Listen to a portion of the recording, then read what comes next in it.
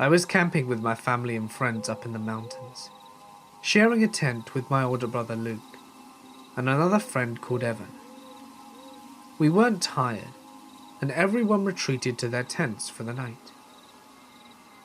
But the fire was dimming, and we were bored, so we went inside our tent to watch Adventure Time on my laptop. We all passed out after a few episodes, and I woke up sometime during the night into an episode of sleep paralysis. I have weird sleep habits and experience sleep paralysis every few months or so. So for those of you who haven't had it, basically, you're awake but you can't move, and sometimes experience auditory and visual hallucinations. I was aware of this, so I didn't have a full-on heart attack when I started hearing shuffling noises outside my tent, which continued and got louder and closer until the fabric of the tent itself was being touched by something. My computer hadn't died yet, and I could see my surroundings in the dim light off the screen. I watched the fabric compress as something pushed against it sporadically about 4 feet off the ground, then moved around the tent towards me. I watched 3 distinct impressions follow this creature around the side of the tent. It looked like a claw. I was terrified and filled with adrenaline, but another part of me remained calm, assuring my body it was all a dream. I couldn't do anything, so my fear was pointless, but I continued to observe it and my sleep paralysis began to fade, and I realized I could move. No longer so was I convinced I was dreaming. I reached over and shoved Luke awake. I tried to get him to look, to see if there was really something out there. But I must have sounded like I was sleep-talking because he just rolled over and went back to sleep, waving me off. Eventually the rustling stopped, and I was tired and groggy enough that I fell back asleep. In the morning I'd completely forgotten about it. That's until my brother-in-law said to us, "It's a good thing we put the dog in the car last night. There was a bear here," whilst we were sleeping. Dean pointed out the tree where we'd strung up our trash and saw the fresh, gaping claw marks about 9 feet deep up the trunk. That hit me hard. I had seen the bear and calmly watched it test the fabric of my tent 12 inches from my face. I went camping with the summer program when I was 16.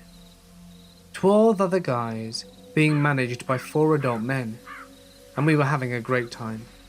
S'mores, hot cocoa, campfire stories, the works.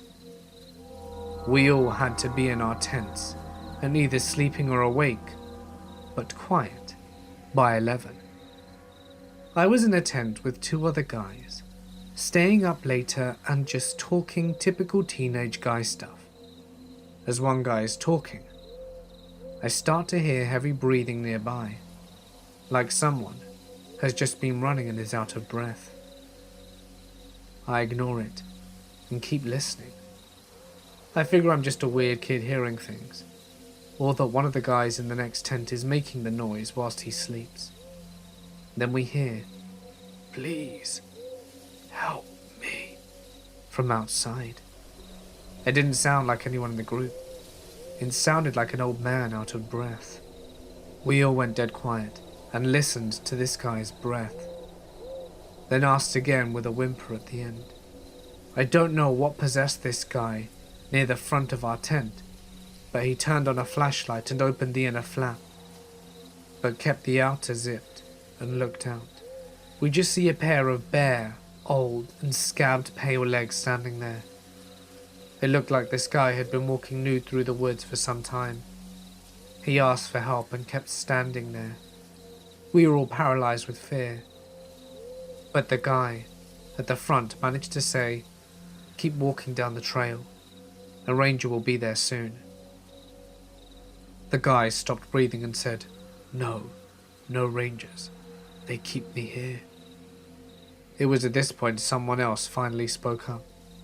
A chaperone came out of his tent with a flashlight and cautiously asked him how long he'd been there and what happened to him. The old man didn't answer, just started sobbing and ran off into the woods. We saw by the flashlight that he was completely naked and emaciated. This was maybe 7 or 8 years ago, when I was 20, and in a really bad way. I had been screwing up my life via heroin for the past year. But after a lot of help, love and luck from friends and family, finally, I was getting my head cleared and was almost there, above the black tar hell I had gotten myself into. I decided to get out of the city and drove 2 hours out to a smaller town in Missouri, where Google Maps told me a small campsite by water was. I knew that there shouldn't be very many campers because it had just gotten cold and was around 40 or so that night. Nearly there, as I'm driving down a misty morning road, just a picturesque straight 2-line highway. There's this object laying in the road about half a mile up. I slow my approach and can see this shaggy mutt just hanging out. I stop and rolled down my window right next to it, and she came up, licked my hand and wagged her tail a bit. She seemed to expect something of me. She had no tag, no tattoo for Chip, and was just a dog with no name. Naturally, I popped open the passenger side door for her, and she was so glad and hopped in. So now I've got this dirty but friendly companion with me for my little excursion, the dog with no name. The entrance to the campsite was only a half-mile further. As I suspected, there was no one around. I just dropped a 5 in the honor box and picked the closest site to the stream. I set up my tent, the same one I did set up for years with my dad as a kid, collected some dry sticks, and started a fire. The dog with no name just circled the campsite, looking content enough to sniff some leaves and roll around in the mud. I went to check out the rivulet, about 30 feet wide. It had a man-made stone dam that you could walk across. To the west was the deeper part of the river, sort of pooling at the dam, then maybe an 8-foot drop to the east into calmer streams. Instantly, I wanted to go on, cleanse myself, symbolize, baptize, whatever. I grew up Catholic, so that kind of shit runs through my head to this day, though I'm far from religious. The dog sees me scoping out the whole time from the campsite. I can't bring myself to do it though. I'm hugely disappointed in myself. But it's cold, it's brackish, and I don't have a towel. So I go back up to smoke some cigarettes, eat hot dogs, and pet the dog with no name. Night falls quickly after all this meditation, and I roll inside the tent to sleep. My buddy sleeps inside the tent, next to the sleeping bag. This dog was awesome. And I wake up in the middle of the night for no reason. I can't put my finger on it. And my main source of warmth, the dog with no name, is missing. I slide out the tent, as I assume I left it unzipped, and there she is, just sitting there waiting for me in the pitch black, wagging her tail. I feel very strange, like something is happening here, and someone/something is telling me to get back down to the river and do the damn thing. We walk down the short trail together, surrounded by Missouri black. It's even colder than before, but I start to strip anyway, standing on the chilly stones of the dam. The dog with no name sits on the edge of the river again, just watching me, a slight wag. I'm now stark naked as can be, staring into this black pool that looks like supernatural ink. I should mention here that I hate swimming in the water. I can't see the bottom of it, and my fearful imagination takes over and I freak out. In other words, I stand naked on the dam for over 10 minutes. before I finally mustered up the balls and just dive into the blackness. It was cold as hell and scary as shit. When I came up for air, I was thrashing wildly back towards the dam, scrambling back onto the slick stones. I shook out my hair and was surprised how the adrenaline helped me keep warm. As I was picking up my shoes and clothes, I looked over for my buddy at the river's edge. The dog with no name was nowhere in sight. Back up the campsite, I look around, gently whistling and that kind of thing. I'm more than woken up by now, so I go ahead and start another fire as dawn is just starting to break. I have another hot dog for breakfast and figure I might as well pack up and leave. This trip feels more than complete. I start my car up and check my phone. There is an hour time difference between the two. This happens to fall on daylight savings time. I'm not calling it a supernatural rip in time, but it's funny it was the night this went down. In fact, the exact time would have been around 3 or 4 a.m. that the dog disappeared. So the dog never showed up again, and I never shot heroin again.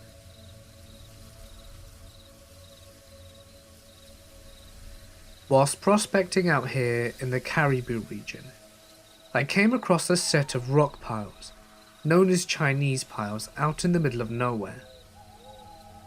These being here means someone did a lot of digging back in the old days.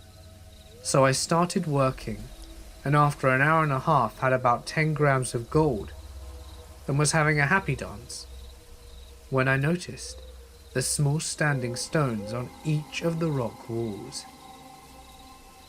Each stone had several Chinese characters on them, and in a moment of dread, I realized that they were graves. I put the gold in a glass bottle I found nearby and left it behind. I also took down drawings of the symbols to show to a local historian, who later confirmed my suspicions that yes, they were graves, and they likely hadn't been seen in over 150 years. Chinese miners believe that if a miner died on site, the ground became cursed by the fallen miner's spirit, so they wouldn't continue to mine the area, and they would tell anyone who they met in the area that it had been worked out. Sometimes they would do extra work to make it look like the site was finished off, so people wouldn't end up digging up their comrades. I've been back several times, but I won't dig there out of respect. The site's super creepy in the morning fog. You can almost see people's outlines sitting around the piles. One of the stories my boss out here told me involved some sketchy folk from Prince George back in the 70s, and went with them looking for some mining gear to steal, so they could claim jump a site a few kilometers down the road. My boss went down this forgotten path into a clearing with 2 ancient bulldozers and a small cabin. The rest went to the bulldozers to see if they ran whilst my boss went into the cabin and was greeted by a skeleton, laying in bed with a bullet hole in his head. They brought in the cops, and they figured the guy had been there since 1935, since that was the last date on the papers inside. I went to the same cabin with him a few weeks back, but the place had been burnt down by quad bikers. So, as a kid I lived about 100 miles away from the nearest town, at a house without electricity or running water, which is the works in the Colorado Rockies. This place was in the absolute middle of nowhere, and we frequently sought all kinds of wild animals, ranging from elk, deer, coyotes and cats. Our property and a bunch of other neighbours' properties bordered national forest roads, so to keep people off our road, we had to gate about 1.5 miles from our house that we drove through before we reached our house. This time of year, we are the only people up there, as all the other homes are hunting cabins, long empty by this time in late winter. Now, this was not the type of gate that you could drive around if you forgot your key. There were tons of trees all around it, with barbed wire, ditches and such, So anyone wanting for off-road around it would basically have to build a new road around this gate. Well, one night, my mother, brother and sister and I pull up to the gate and we cannot find the key. It's gone. So one of us, i.e. me, has to walk all the way back up to the house in the pitch black to fetch the spare key and make their way back down. Now, it's recently snowed in January and it is totally dark. You can't even see your hands in front of you dark. And with the new snow, you can't hear anything either. There are a few clouds in the sky, on and off to let some starlight through every once in a while. But it's dark, and of course there isn't a flashlight either. So off I go. First you walk through around 200 meters of trees, then it opens up to a huge meadow, which then narrows back down again to trees for another 200 meters, and then opens up again into another huge meadow, which on the other side of is our house. I set out and everything seems fine. I'm just irritated that I have to do this. I'm about 15 years old at the time and a little angsty teen that is peeved off at the slightest chore. I was not thinking about my surroundings in the slightest, but as I'm walking, I get that feeling that I'm being watched as I'm halfway through the first meadow. That deep, creepy dread that something is right behind you and you can't see what it is, made it 1,000 times worse by the lack of light and lack of being able to hear. My first instinct was to run, but I knew that if there was something, I was just going to provoke it, so I kept going, and then stopped to try and listen as I heard a crunch echoing my footsteps. Holy shit. This time I walked a little faster, and I knew there was something behind me. It was probably a cat as well, so I just kept walking right into the second bunch of trees before it opened up into a meadow. I could see our house. I could feel the pressure. At this point we were predator and prey, and I could feel the breath on my shoes. So second clearing comes up and I know what the plan is, and I am about to book it. Thankfully, I'm familiar with what to do, and I scream as loud as I can. As I do so, my dogs hear me and they run to chase whatever it is from behind me. They continue running past me and I book it into the house. When I get in, I grab the 12 gauge first and the key second, then pick up the tractor keys and jump in. There was no way I was going to walk that again. As I'm driving back towards the gate, I see the dogs running back. At least they weren't hurt. That could have been extremely dangerous. I also see the tracks. I knew it was a cat. It actually started approaching me from the first meadow and was tailing me for a long time. I tell my family the whole story, and I know that I'm not going to get any sleep tonight. From that day, I refused to be out alone at night in the countryside without a weapon. I was camping on land associated with the Anasazi, long dead Pueblo Indians that very few people know anything about. This was when I was a Boy Scout. We hiked for a few days and we saw black bears every day. It's normally a somewhat unusual sight and freaked out the adult leaders and caused us to religiously use anti-bear tactics like bear bags. Not totally related to the story, but it slowed us down, which led us to the events here. Anyway, we camped in a wood cabin at the bottom of a plateau, and the local rangers told us a bunch of spooky camp stories about the plateau and its relation to the long-dead Anasazi people. Even their real names is lost to history, as Anasazi is what the Navajo called them, meaning ancient enemies, or those who are not us. Another part of what they told us that stands out is that the Anasazi were obsessed with ravens and possibly crows as well. And a lot of their superstition revolved around massive raven people and people with raven heads, stuff like that. I completely forget all the other details at this point, as it was well over a decade ago. Anyway, my tent mate is a bit slow, and is also very allergic to peanuts. He ends up eating some of the pre-packaged food that contains a copious amount. That, combined with the ongoing poor planning, fear of bears, and sloppy leadership, causes the adults to decide to camp out on the plateau rather than keep going. On this scout ranch, you're only supposed to camp outside the designated areas and never on the particular plateau, just because of the geography and the environment. But forget the rules, because we do anyway. We set up camp, eat, lay the bear bag, and head off to sleep. That night, though, was the craziest thing. I could hear so much thunder, and so could my tent mate, but absolutely no rain, like insanely loud. My tent mate and I were terrified. It could have been heat lining, but it sounded impossibly close. We're terrified. He, the braver one of the two, actually goes out to check. As he opens the flap, I see the forest behind him.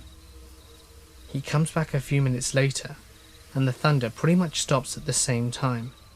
He looks at me and goes to bed without saying anything at all. It's not unusual in itself. He could be pretty slow and non-social, and likely had mild autism in hindsight. But the next day, we wake up and a ton of things popped red flags. Firstly, our tent is facing an open field, which is very strange, because yesterday we both saw forest from when he left the tent to check. Second, no one else heard lightning that night, except for us, which was absolutely crazy as it was loud enough to wake everyone on Earth. Remember how my tent mate checked out the thunder as well?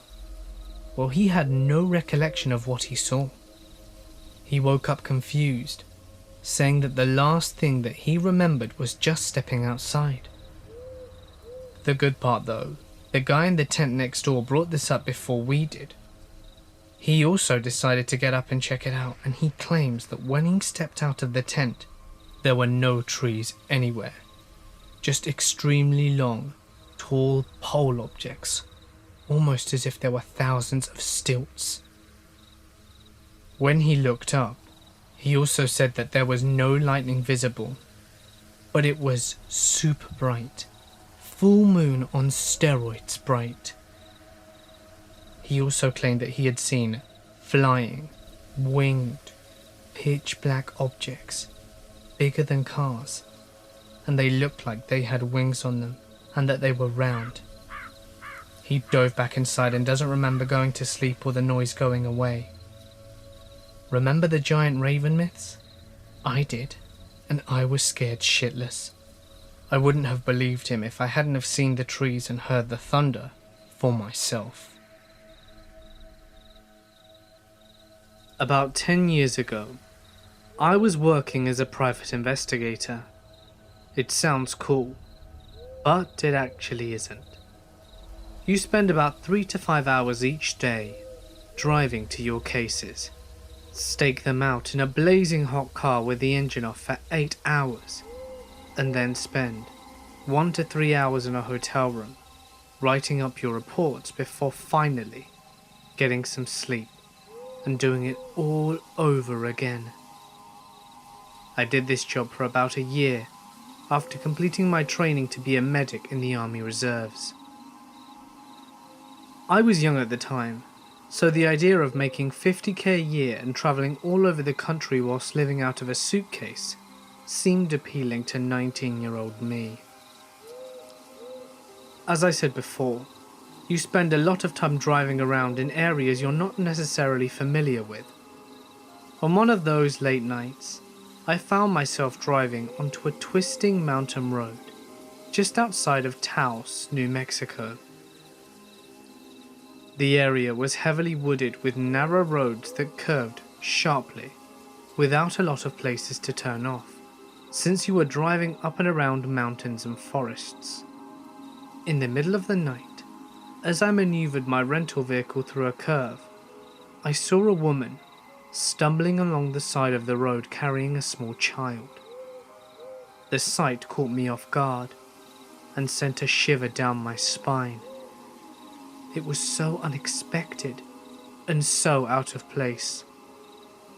There were no houses nor buildings around me, and it was around 2 a.m. and pitch black.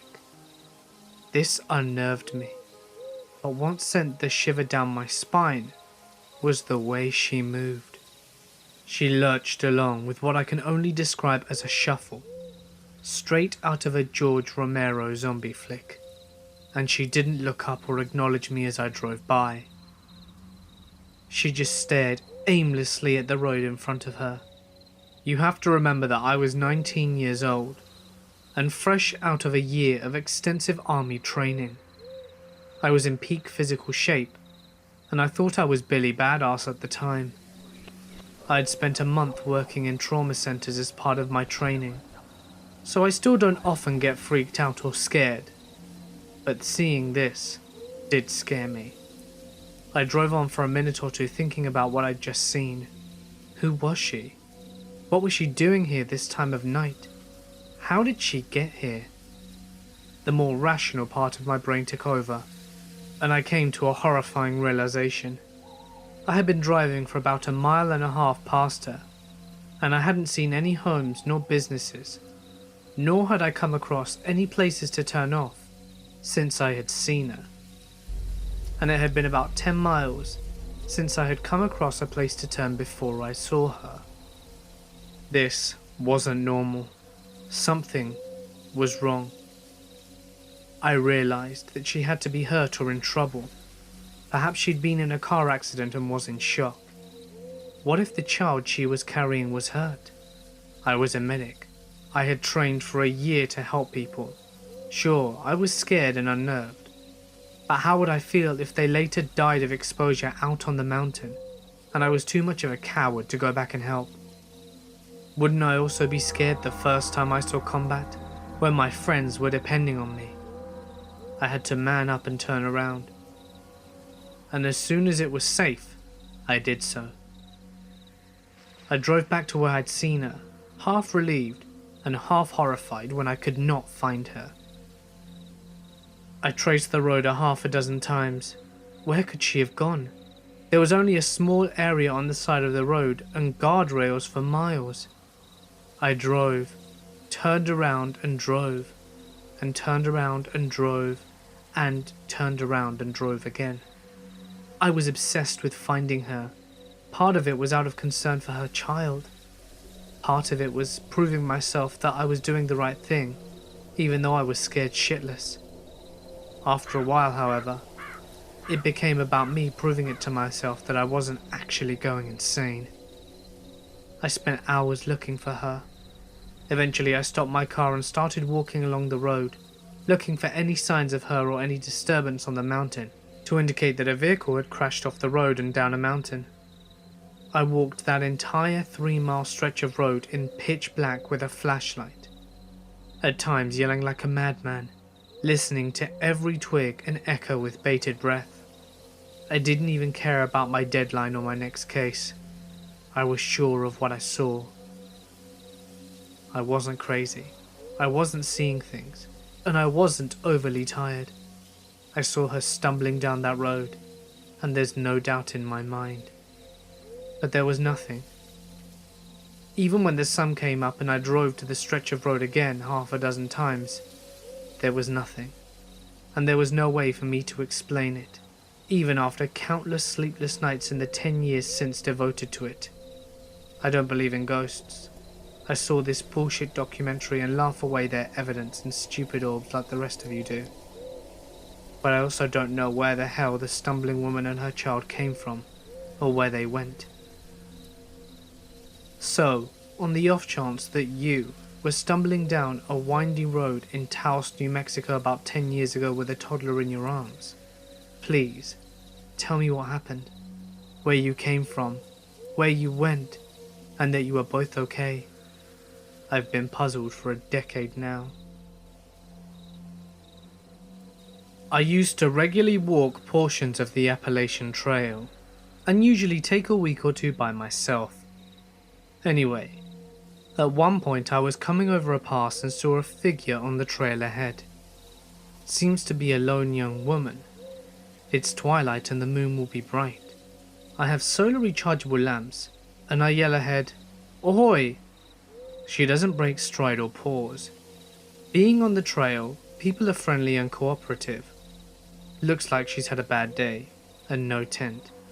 Now sure, I like to sleep under the stars, and I usually hike with a hammock and a rainfly, but something seemed off. We were way out here. The last trail shelter was a few miles back, and we were on a very heavy bush cliff. Nowhere you want to camp for the night. I figure she might be wary of strangers at night, so I keep my own pace and don't really pay much more attention to her until she disappears over the next pass, and I realize she's walking this trail. Now dark, with some moonlight but heavy tree cover, without a torch, lamp or any personal light source. I'm getting worried about this girl. Remember, we are walking with a sheer cliff face a few yards away from us, and conditions aren't perfect.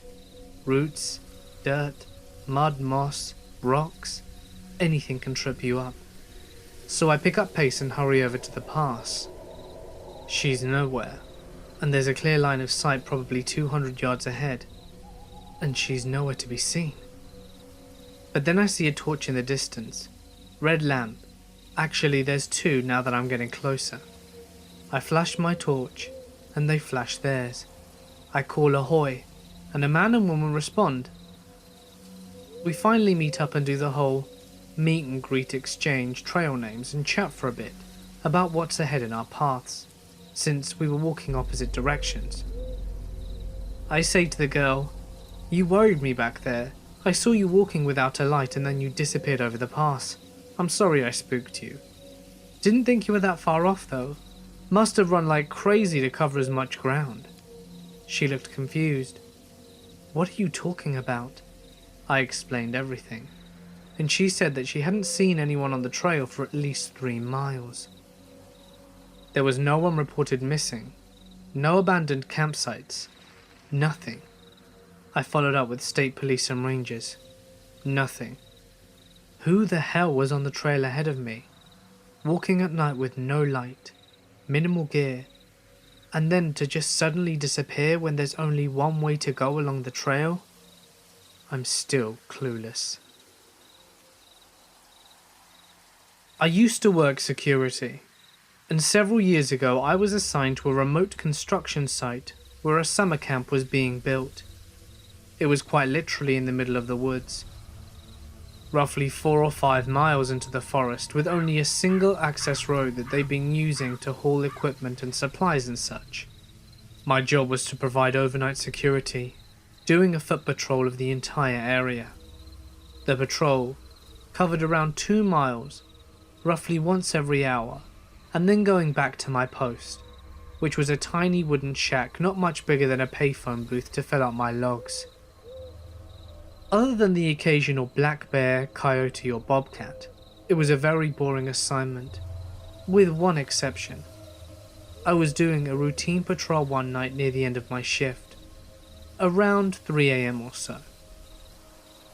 I just passed the gate, where the access road enters the site, when I heard an extremely loud, piercing scream that seemed to have come from a distance down the road. It sounded like a woman screaming in absolute terror, and at this point I need to clarify. I hear bobcats pretty often around my house, and encounter them occasionally whilst working in remote areas. They definitely have a distinctive and creepy scream, but there is absolutely no way that this scream was a bobcat. I immediately took off sprinting as fast I could in that direction. I didn't hear anything else after the initial scream, but about a quarter of a mile down or so, I came upon a car parked just off the side of the road. There was no car in sight when I'd come through on my way to my shift, so it had to have been parked there fairly recently. Not running and with no lights on, and no doors open nor anything. I called out to see if anyone was there, but got no reply. I looked around the general area and didn't see anything. Needless to say, I was pretty goddamn sketched out at this point. I ran back to my post and reported what I'd seen to the local police, since there wasn't really anything else I could do. Unfortunately, nothing ever came of it. I've never found out whose scream I heard or what caused it. The car was apparently owned by a guy who lived in the area, but I never heard why he was there. My supervisor suggested that maybe I'd heard a mountain lion or another animal screaming, but I've heard those animal sounds before, and although they're definitely freaky, there's no mistaking an honest-to-God human scream. A friend of mine and I were hiking through the woods. It was dark out, and we were beginning to head back towards home, when something came across the path by a fallen tree. It's hard to describe, but it looked like a man in a hooded cloak. It stood, and then slowly and silently moved to a tree and keeled. We couldn't see its face, but we got the feeling that we were being watched. We tried to shrug it off and keep moving. Further down the trail, we saw it again. Being in our early teens, we decided stupidly that we were going to get to the bottom of this. So we started after it, and it started charging. We screamed and it stopped, and then took off into the woods. Feeling brave again, I grabbed a big spear-shaped stick and took off after it. I ran for a bit through the woods until I could see the outline of it once more up ahead through the moonlight. I knelt and watched as another popped up beside it, then another, and then I heard moving to the side of me, realizing that whatever these things were, they had surrounded me. I quickly noped out of there in the direction I left my friend, so I know that sounds like the creepy part, but it gets weirder. My friend wasn't there when I'd left him, so I called out to him, and he responded a little away, followed by, "You've got to see this." So I followed his voice and came to a clearing. It was bright as hell, and floating around the clearing were legit balls of light, almost like the fairy fountains from The Legend of Zelda. These were pure white light, and we looked at each other, and then hightailed it back to the trail and went home. It was definitely the strangest and scariest thing I've ever witnessed.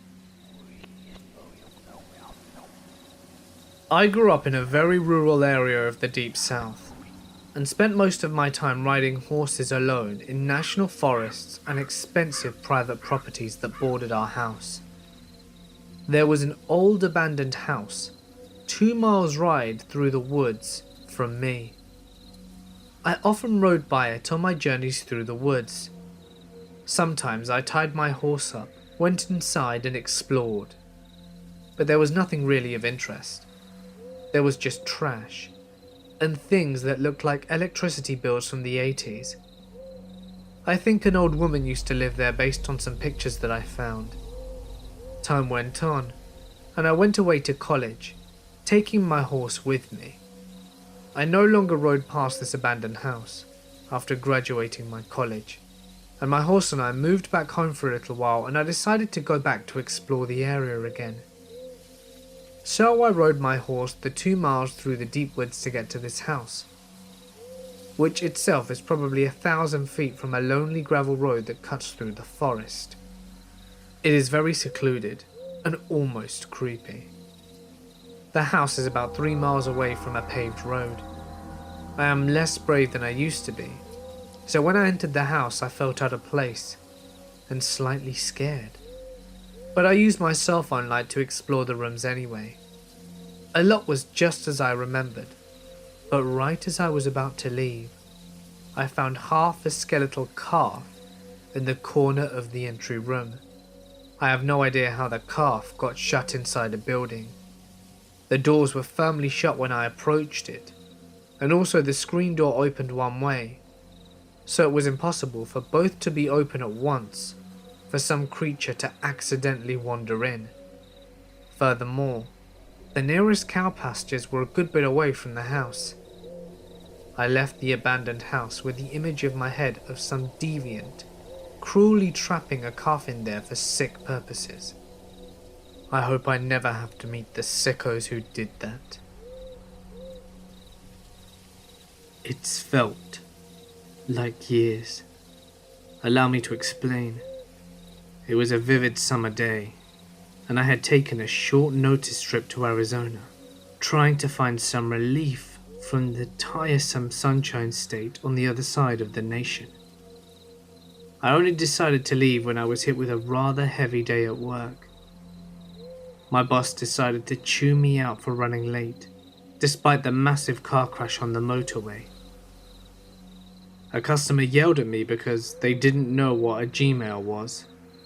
Yeah, because I can definitely control traffic. And yeah, I definitely want to explain to you what Gmail is. I hate working customer service, so I called in sick and caught a last-minute flight to Phoenix. Phoenix. Yeah, Phoenix. Nice and far away from the hell I called home. I wish I'd never decided to do that. Around 2 days into my trip, I decided to head up to Zion Canyon for some sightseeing. I had spent a lot of time around the Grand Canyon and figured I should set some time apart to check out other places in the area. Besides, I'd never been to Utah before. Maybe I would take a hike, that one trail I had already read upon. Angel's Landing looked dangerous, but it would be something incredible to experience, and certainly worth it if I made the summit. I turned on Google Maps, and my rather shitty Android fumbled around with it until finally it picked up the location. The voice of a robotic woman began to speak. It was the damn GPS lady. She guided me through several backwater roads with twists and turns and roundabouts, until she stopped with a final sentence. Head on Highway 89. Continue straight for 184 miles. Alright, seemed easy enough. As I finally approached the highway, I was absolutely in awe by the view. No more buildings remained. Only the wild, barren landscape of the southwest. Mountains peaked in the distance, covered by desert shrubs. Old trailers and abandoned houses dotted the landscape.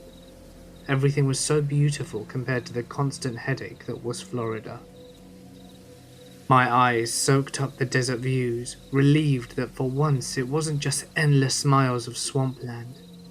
I felt so isolated. I was free from civilization for miles. But something was wrong. The desert didn't feel real to me. The sun was too bright, the mountains too still, and the sky too blue. The whole landscape seemed too picturesque, as if it were straight out of a postcard. It felt as though it were all a facade to drag me into something, and it was not unlike something straight out of a fever dream. You know those mornings as a kid where you wake up with a pounding headache and sense of false reality? I'd been driving for hours, and the scenery just seemed to remain stagnant. I was so sure I'd spent the entire damn day on the road, but the sun hadn't moved an inch. Was I hallucinating? God, when was this road ever going to end? Speaking of it, I'm still here. I've been driving on this road every day. It only keeps on going and going. I've been seeing the same road signs over and over. There's no civilization around. I've tried knocking on those trailer doors, but no one's ever home. And you know what else? Despite my solitude, I feel like I'm constantly being chased. I hate that feeling. That same feeling from when you're a kid and you sprint up the stairs from the pinch of darkness down, not daring to look back at whatever was behind you.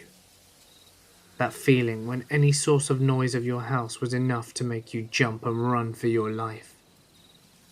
The source of the noise for me was the booming. And that feeling is always here. Every once in a while I hear a booming, as if someone is going at it with a gigantic drum. I slow my car down, and the booming gets faster, closer and louder. And that feeling, every time I slow, the feeling grows stronger, as if whatever it was is getting closer.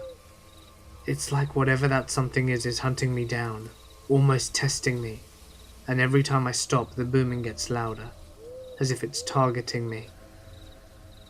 I don't know what that is, but I feel like it's dangerous.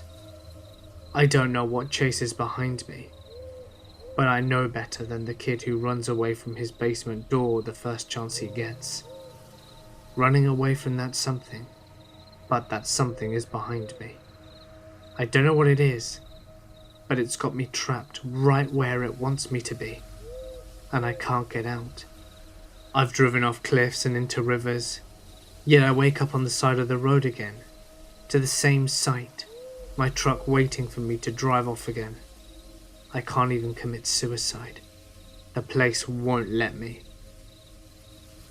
I've tried communicating through whatever internet I could scrounge up on my phone, but I don't even know if anyone has seen my cries for help. The screen just shows up blank, save for my own words written in desperation. No one will ever answer my texts. No one will answer my calls. I will never see any other cars. Only me. I never get hungry, or tired, or thirsty. Only trapped. It's like time hasn't passed. Time hasn't passed. Everyone is gone. Something's chasing me, and I'm still writing this. I think I've been in the same spot for too long. The boom's only getting louder, and now something is right behind me. Time has not passed, and I need to get out. Now.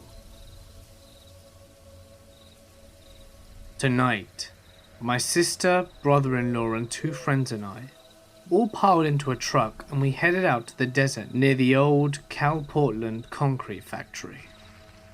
About half hour into driving, kicking up dust and messing around, everyone gets the chills, and my anxiety starts to flare up. We brush it off as the temperature difference and just keep going. 10 minutes later, we come around a corner and my sister says, "Please tell me you guys just saw that woman." We responded with, "What woman?" She says, "We just passed a woman standing on the side of the road wearing pink. I think it was a pink shirt, and she had blonde hair that was covering her face. She looked dead." I honestly thought she was messing with me, so we turn around and go to the spot where she saw her. No woman. Brother-in-law and I get our flashlights out and look around. No woman. I tell my sister she's seeing things, and she insists that she saw a woman. So I decide to check my dashcam footage. Sure as shit, there was a woman. She was crossing the road, it looks like, and she just vanishes into thin air. My camera isn't of the best quality by any means, and it was quite dark, but it's clear what we saw. My brother-in-law and I canvassed a 2-mile square radius with flashlights calling out to the woman because we legitimately thought that someone was lost out in the desert. The entire time we kept feeling and hearing things around us. Some info to note, this was right next to an extremely murky pond. There is a possibility that her body could be hidden in the pond. A couple of years ago, my girlfriend and I were camping in the Pacific Northwest between San Francisco and Portland. We had rented a car and were stopping at different campsites every night on our way from the former to the latter. The first night we arrive at a campsite, we find that it had been closed for the season, despite the fact that we looked on their website and they say that they were open. So we ended up driving around, looking for another campsite on Google Maps. But at this point, it's getting dark. We see a forest firefighter outpost and pull in to ask them if they know of any nearby. They tell us that most of them are closed for the season, but there are a couple on their old map that we haven't checked. We get back on the road and find our way to one of these campsites. The sign for this place is literally resting on the ground and is a little overgrown. But at this point it's dark as hell, and we really don't have many other options. As we pull our car into what we think is a spot, we see a few other tents nearby, so we take it as a good sign. We get out and start to set up our things, when immediately, things begin to get strange. Two guys walk directly through our spot, and strike up a conversation with us. Both are looking a little rough. One of them has a zip-up hoodie without a shirt underneath, and I notice that he is extremely skinny. They're also both really dirty and have messed up hair, but hey, we're camping. They're both speaking very fast and seem kind of nervous. They tell us that they're actually seasonal workers nearby and are staying at this campsite to save money whilst they're there. Whilst we're talking to these two guys, a decade-old white Mercedes pulls into the campsite with all four windows blasting rap music. The driver and passenger look like some real ICP enthusiasts. They look around quickly and leave immediately. At the time, I thought they were probably looking for a campsite too. The two rough dudes also leave, and we continue setting up camp. Not too long after, we get another visitor. This time it's an older woman, with a 3-pack-a-day voice. She's nice enough, but also asking us some pretty weird questions. "You guys here for the horror show?" she asks. I'm thinking, what's a horror show? "Do you mean the haunted house, lady?" She tells us that lots of people come out for the horror show and starts warning us about all the ghouls and zombies. She eventually leaves, and my girlfriend and I agree they must be talking about some kind of haunted house nearby, as it was early October. And you know, maybe that's where the seasonal worker dudes who looked kind of scary happened to be working at. It all checked out in my mind. We start our fire, and I begin breaking out the wood, when my girlfriend admits that she's freaked out. She's worried about the people that we've encountered and how strange this campsite is. She points out that there aren't really any sounds coming from anyone else's tents, with the exception of the one woman, who wouldn't stop coughing. No music, no children, laughter, nothing. I'm starting to believe her. But at this point it's pretty late, and we don't really have any other options. I'm also thinking that if the campsite is weird, it's just some harmless weirdos. She seems pacified by my confidence, and we continue making dinner. It's at this point a bunch of really weird shit starts happening. The two dudes we met right when we got there emerge from the woods without any source of light and without saying a word, walking straight into their tent. They have a very short and heated discussion which I can't make out. One of them storms out of the tent and walks straight towards the older woman's campsite, making eye contact with me for an uncomfortably long amount of time. He then climbs into the cab of her pickup truck, and I realise there's already someone in there, and likely has been for some time. Probably the woman. You can tell that they start smoking something from when the lighter flickers. This strikes me as especially odd. You smoke cigarettes in the car?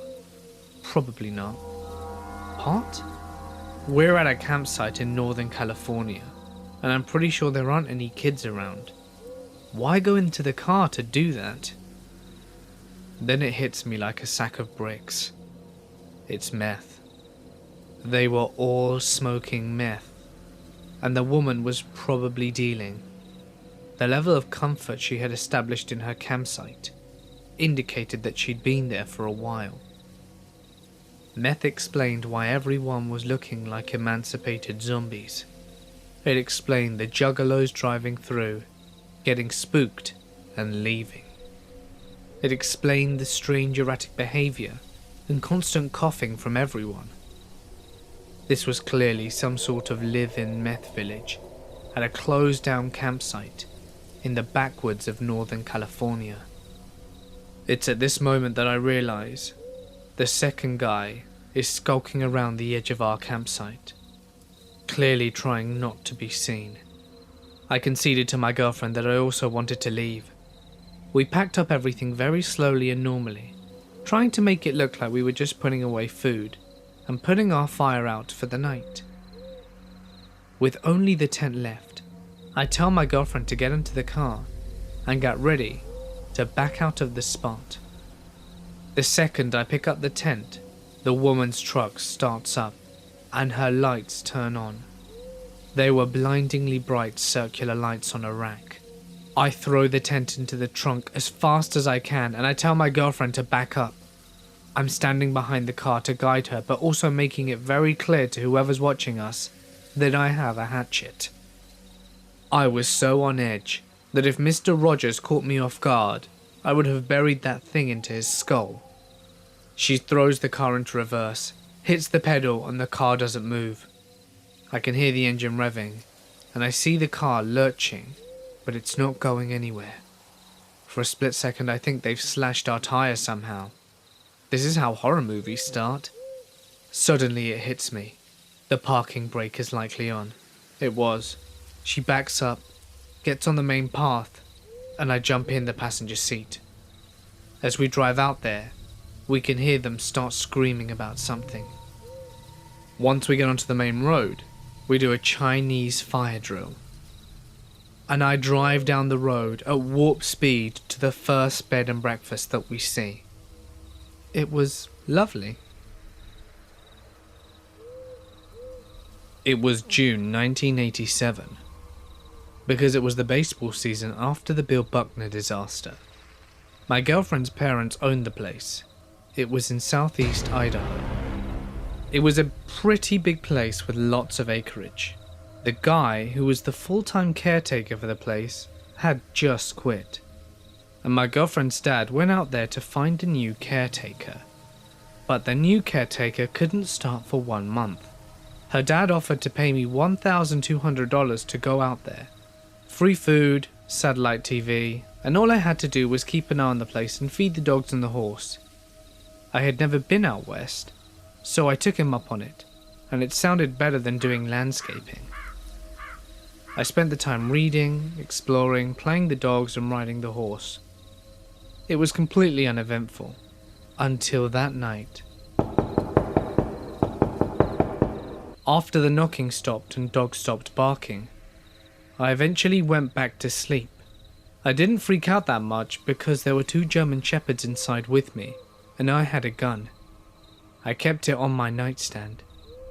I had been drinking a little but was not drunk by any means. There were several neighbours that were a few miles away.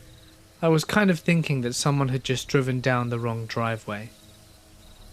Next morning at the crack of dawn, I opened the front door to let the dogs out and see a white Chevy Nova sitting in the driveway. It was near the small cabin for the caretaker. The cabin was around 100 yards from the main house. I called my girlfriend's dad and asked him if he knew anyone with that make or model of car. He said he didn't, and he called the police directly. Police show up, ask me a few questions, and walk around the property for an hour or so. The car was locked, and the police had it towed. I have no idea if it was broken down or not. There was only 1 set of tire tracks coming into the house. A few days later, my girlfriend's dad called me up to say the guy who owned the car was missing and to call the police if anything weird happened again. I have no idea who the guy was at all. Don't know how long he was missing or when he was reported missing, or who reported him missing. He was just missing. My girlfriend's dad didn't know much about it either. After about a month, I go back home. The girlfriend and I break up shortly thereafter. I see her out of town a few months later and ask her if she ever found out what happened to the guy. All she knows is that the guy was found dead, apparently killed himself 30 miles away. The suicide happened several months after that incident at the house, and he was found a couple of days after that he'd killed himself. I asked her how he did it, where he was found and who found him, and I got nothing. And I never saw her again. I am an extremely outdoorsy female and love to spend a lot of time in nature. I spent the better part of my early 20s living in the remote northern locations and exploring a lot of Alaska, Yukon, and BC. I have many odd, frightening, and bizarre stories that came from my time in the north, and this is one of them.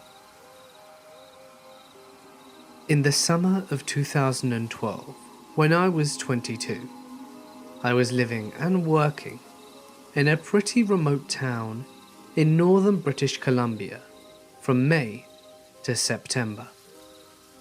The place I worked at was a campground in a provincial park on the Alaskan Highway, 4 hours north of Fort Nelson and 2 hours south of the Yukon/British Columbia border.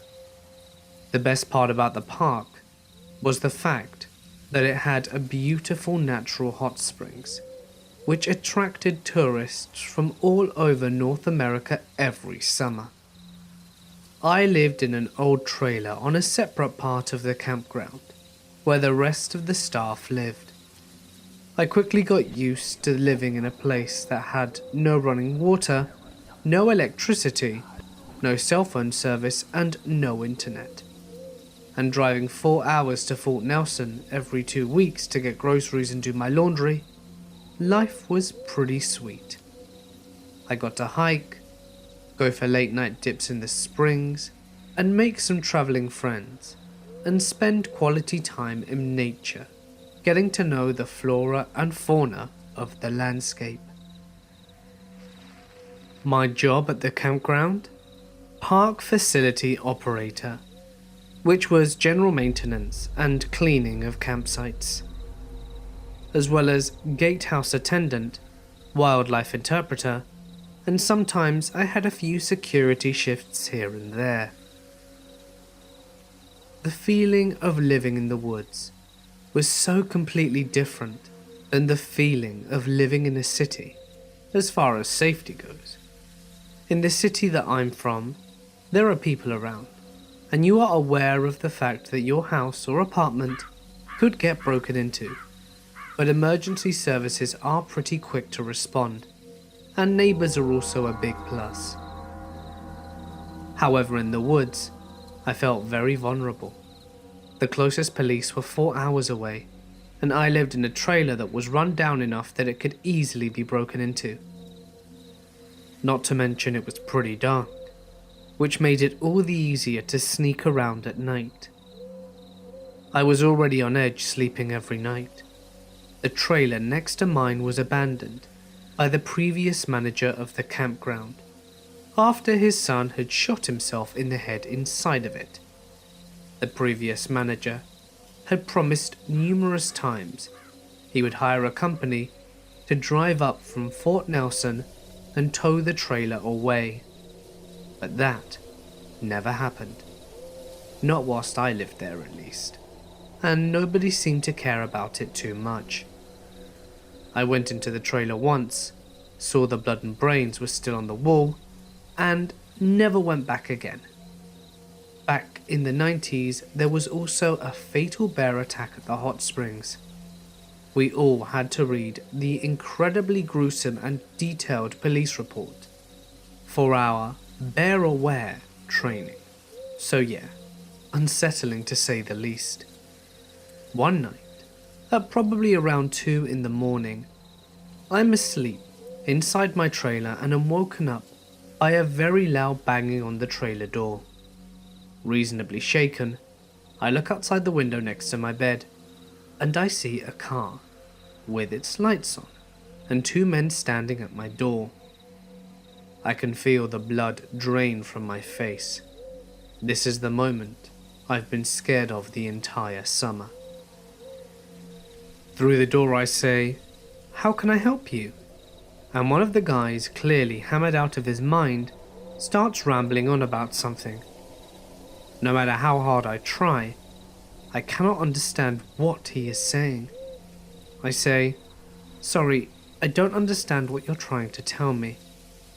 And the other guy starts frantically trying to explain something in the same drunken state as the first guy. I decide at this point that they don't mean any harm, and I open the door to speak to them.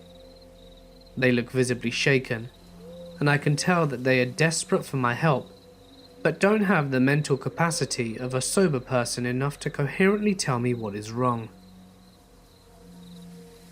One of the dudes starts telling me a very long story that I managed to piece together through all of his slurring and hiccuping. Basically, he says that him and his friend are on vacation, and they came up from Fort Nelson to party. They had a really long drive, but were at the hot springs and they were having beers, and they were sorry about having beers. They weren't drunk, clearly. And then he drops the bomb that someone is running around the camp stabbing people. I look at the guy telling me the story, and I notice that he has blood all over his clothing. I say, "Someone is going around stabbing people?"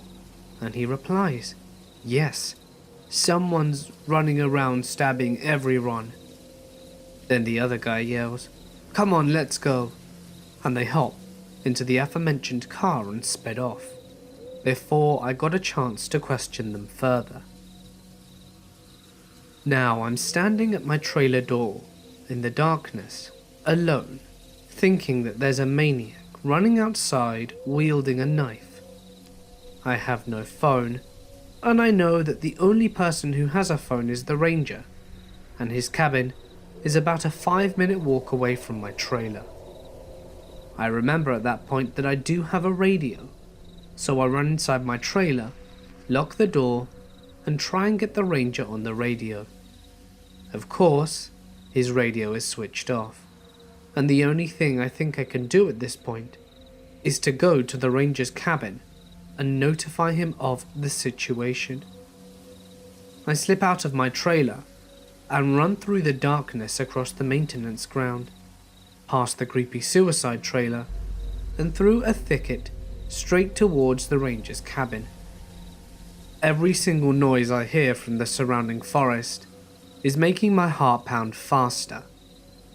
I keep imagining this maniacal man sneaking through the bushes, entering people's tents, and slashing everybody like some bad horror film. I get to the ranger's cabin and pound on his door. He answers within a few minutes, visibly sleep deprived, and I tell him the whole story. Whilst I'm there, he calls the police, and he tells him that they are on their way and will be there in 4 hours. The ranger grabs his gun, walks me to the back of the trailer and says, "Don't let anybody in." I stay up the rest of the night, listening for any sort of disturbance around me. The intense kind of listening, where you're concentrating so hard on any external sounds that might be made, that you almost feel death from the silence. After about 2 hours of doing this, my trailer starts rocking back and forth. I freeze. My heart drops. I can hear the sound of someone breathing extremely heavily, and I'm thinking, this is it. The knife-wielding maniac is going to murder me, and this trailer is going to have to be another one which they will have to tow away. I'm just sitting there on my bed, in my trailer as it's rocking, waiting for the maniac to stop tormenting me and just break the window and stab me. I am listening intently to the heavy breathing, and that's when I hear a grunt, a very non-human sounding grunt. I get a feeling that it's not what I think it is, and I peer out of the window, and I see a bison is scratching its back on the side of my trailer, causing it to rock back and forth. The RCMP get there around 6:30 AM and proceed with their investigation for about 10 hours. They close off the springs and the entire campground turns into an episode of CSI. We don't hear anything about what took place during the night until the investigation is over. Apparently, there was a guy at the springs who made a lewd comment about one of the females in another group, which resulted in an argument. The guy disappeared and returned an hour later with a knife, stabbed 2 of the guys in the group, and booked it back to Fort Nelson. Not before stopping at my trailer with his buddy to tell me, of course, of the incident. Yeah, one of the guys at my trailer. He was the dude stabbing people. My guess is that him and his friends stopped by my trailer to try and make it look like they were innocent. Drunken logic. The 2 guys that were stabbed survived, which is good. For many days following this incident, I was cleaning up blood-soaked clothing and rags from all random places over the campground. So, knife-wielding maniac, let's not meet again. From 2012 to 2013, I did a lot of hiking in and around the coastal range of Oregon. I would frequently go out by myself for days, and coming to town to restock on food if necessary. It was commonplace for when I was in town to spend the whole day hiking back the 4 hours to where I was camping at dusk. The trail I took wasn't well traveled and looked more like a deer path than anything. I had chosen my campsite for its lack of foot traffic and its serenity avoiding conventional locations. I only had a cell phone on me during this period of hiking and camping, no bright clothing, and no GPS nor tracking device or emergency beacon, which probably wasn't the smartest idea looking back. There were times I heard and saw things whilst out in the forest that I didn't recognize by sight and or sound, but nothing came close to the incident that I had in May 2013. I had just done my usual restock in this small town some 6 miles from where I had decided to camp for the night, and I spent the day in town as usual. I started walking back to my camp location at about dusk. Half of the walk I choose to use dirt roads, until veering off on the deer trails that I used earlier in the day. By this time, it was completely dark, but it was clear out and possible to see the trail just using the moonlight. I don't listen to headphones whilst hiking. I've always thought it's wise to be able to hear what's around you in the event of there being a predator, whether that be man or animal alike. I was mentally doing some calculations for the next day's hike when my mind is literally stopped mid-track. I hadn't heard anything, and I don't hardly make any sound when hiking. If I'd heard something, I would have known. For some reason, be it a sixth sense or survival instinct, I'm not sure, but I was jolted quite suddenly out of thought and made very aware of the fact that I wasn't alone on this trail. What was odd to me, especially, is that even though I had heard nothing whatsoever, no light wind, no birds, I knew acutely that something was behind me about 30 yards down the trail. I still to this day have so many unanswered questions about how I knew this. Standing really still, I turn around and look down, but I don't see anything in the trail. But I feel it. It's honestly really difficult to pin down exactly how to describe what I felt, because I hadn't felt that way before or since. I was standing straight up, fight or flight, and my logical mind was saying that there's nothing out of the ordinary, whilst my senses were saying to get the hell out of there. Again, looking back, and remembering I have no idea what to say. It's really hard to express. It was like I was being taunted, and I felt it.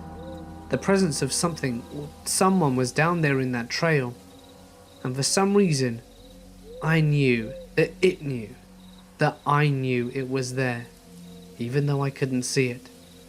That's what scares me. I knew, and it was bright enough out for me to see 30 yards down the trail with no problem. There was nothing there, and I felt as if I were being called or beckoned to come closer. This was maybe 30 seconds into looking down the trail. I was panicking, but I still wasn't sure what to think, because I wasn't seeing anything threatening. So I turned around and started walking at a quick pace. I don't know what else to do. I knew that if it was in fact a guy out to kill someone, he was probably going to end up killing me on this trail, or in my tent after following me back. So why run? I would say it was not even a minute into the quick trek back that I heard what can only be described as a sound like rushing or swooping air, and then what seemed like a rake sliding across the dirt trail. The former sound happened right after the latter. These sounds happened together at about half a second apart for 4 times. They were very close to me, maybe 20 yards back, and looking back, I don't know how I was able to stay composed and not soil myself, but somehow I mentally stayed focused enough on getting myself back to my tent.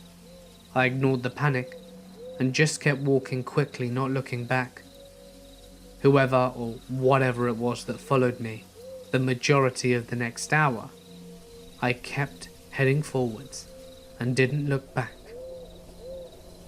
A few minutes from my camp location, the fight or flight instinct gradually but succinctly left, and I crawled into my tent and didn't sleep a minute that entire night. Morning came, and I picked up and left. I grew up on the countryside, right next to a national park, frequently visited by nature lovers and bird enthusiasts.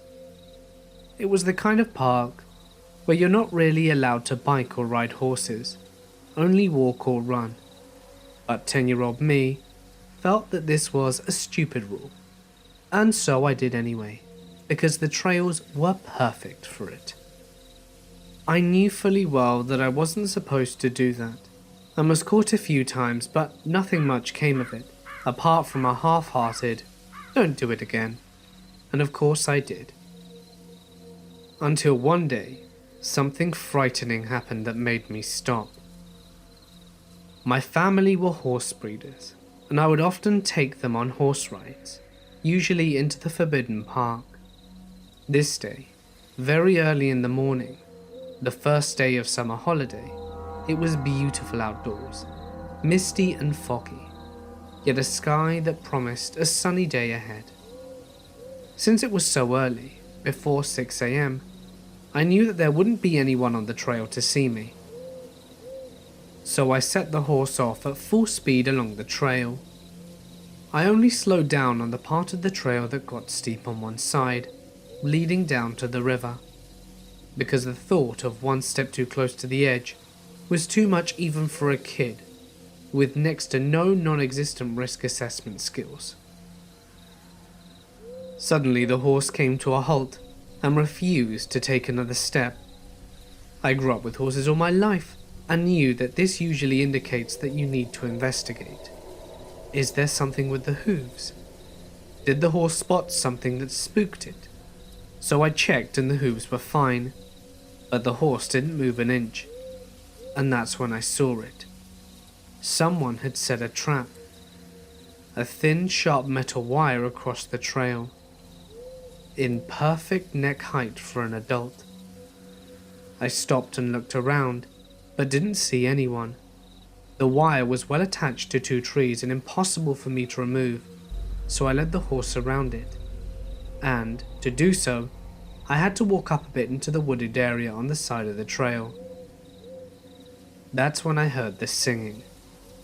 The song is called Hey Tonte Gubar, and it was that particular melody, but the lyrics were different and sung in a muffled, sniggering voice. Imagine Smeagol from Lord of the Rings. Today I only remember parts of it, but translated it would have been something like, "Hey, all you runners come here passing, let the lifeblood pour out." I, as silently as I could and with my heart in my throat, backed away and got up on the horse and hurried back the way I came as fast as I could. I knew I had to tell someone about it, but at the same time wanted to avoid admitting to riding a huge and very forbidden horse on those protected trails. So now I had a problem. The old stories about a mad old man living in the shed in the woods, a shed that was once a cottage for a local hunter, came back as I hung on the horse for dear life. I got home and told my older brother what had happened, and he went back there with me in tow. We found the wire trap, and after a while of searching, we also found a spear-like pole in the ground, right on the spot that you'd land after you came running and jumped over the fallen tree on the trail. That's when we called the police. The area was searched and several similar traps were found, but no sight of the old man. The following summer though, there was big news in the local paper about spear-like poles being found right under the water's surface, directly under the little tower you're supposed to dive from at the lake. And black garbage bags filled with big rocks were found on the narrow bridge crossing the river, so that if a car had hit it, there's a chance that it would have gone off the road and straight into the water. When I was about 10, me and my friend were walking on a road near the river when we spotted a tipped-over canoe. Having been in the fairly shallow river many times before, I didn't think twice about stepping in to push the canoe up and out. But just as I leveraged, the ground seemed to disappear. I was sucked down into a pit and tumbled around like a rag doll, only to be spit back out maybe 20 feet downstream and sucked under again. This happened over and over, as my friend was running alongside trying to get a hold of me. Luckily, I was being shot to the surface often enough to get a little air before going under. He eventually reached me with a branch, and I was able to get out. We didn't make a second attempt on the canoe, and didn't tell anyone about the experience for fear of getting in trouble. But a couple of days later, we learned that an elderly couple had just drowned upstream. Their canoe tipped over, and the undertow took care of the rest. I was nearly killed trying to get the same canoe that had just killed 2 people. I was about 13 years old, walking through a small section of pines back to my grandmother's house. It was a really dark and cloudy day, and was walking under the trees as it was very dim. As I walked, I saw a kid sitting underneath a tree ahead. This was a relatively rural outskirts of a small town, and there were only a few kids that lived around. I walked up to him to see who it was, as I didn't think I recognized him, so I stepped closer. It was a young boy, head down, gaunt and skinny. He was wearing burlap or wool pants, a ragged dress shirt, both very dirty and dingy. He had what looked like 2 little tin can wagons or cars, and was pushing them around in the dirt.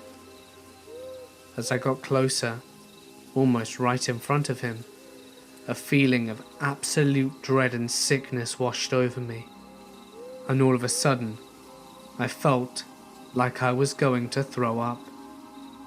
"Hey," I kind of stuttered. He looked straight up at me, and I froze like a stone, ice cold. In one quick move, he grabbed up his wagons and jumped to his feet, and circled around the back of the tree. It was quiet. I felt fine all of a sudden. I walked up to the tree, and he was gone. When I hiked alone frequently, I used to see flashes of colour out of the corner of my eyes. It happened often enough that I learned to pretty much ignore them. I dismissed most of them as birds, small animals, or my imagination. The ones that still caught my attention were the red or blue ones, and one time, pink. The bright colours were more hard to rationalise away. Carbon Glacier in Mount Rainier National Park, June 5th, 2001. I remember crossing the suspension bridge on my way to the Carbon Glacier, and it looked to be in very poor condition and was missing a couple of boards, forcing you to take a large step. The second missing board was right in the centre of the bridge, where you're furthest from the ground. My sister crossed first, and stopped about 3/4 of the way across. She turned around slowly, looked back at me, and yelled for me to step on 2 slats at a time, as one just broke under her foot. I froze at the second missing board, and it took me several seconds to take that long step across the hole. We decided to use the lower crossing to avoid the suspension bridge after. These days, it was the only way to go since the trail on the other side of the river washed out. We were having a good day talking and laughing and telling stories. My sister was in the middle of a story when a flash of white went past my peripheral vision on the left. I ignored it, but what I couldn't ignore was the fact that my sister had stopped talking. I turned to ask her what was wrong, and she was pale.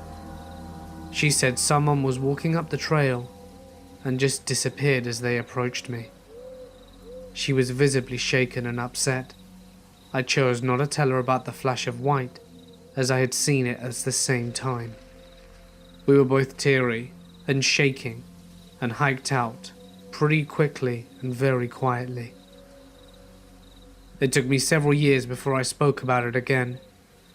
When I told my sister about the white flash, she couldn't remember any of it, as she completely blocked out that day. 2 years later, in an effort to see the standing file account at Washington State, I was given permission from the Highline School District to hike on their property to the old Stampede Pass lookout, now at Camp Woskowitz in North Bend. The woman at the office told me that I should hike around the property after visiting the lookout. It was a beautiful sunny winter day. I hiked to the lookout and then started down a different trail. The trail was fairly open, with a lot of salal. I heard a little girl laughing off in the distance, and assumed that someone else was enjoying the trails like me. Not a moment later, there was a flash of pink. I'd never seen pink before, and it gave me quite a fright.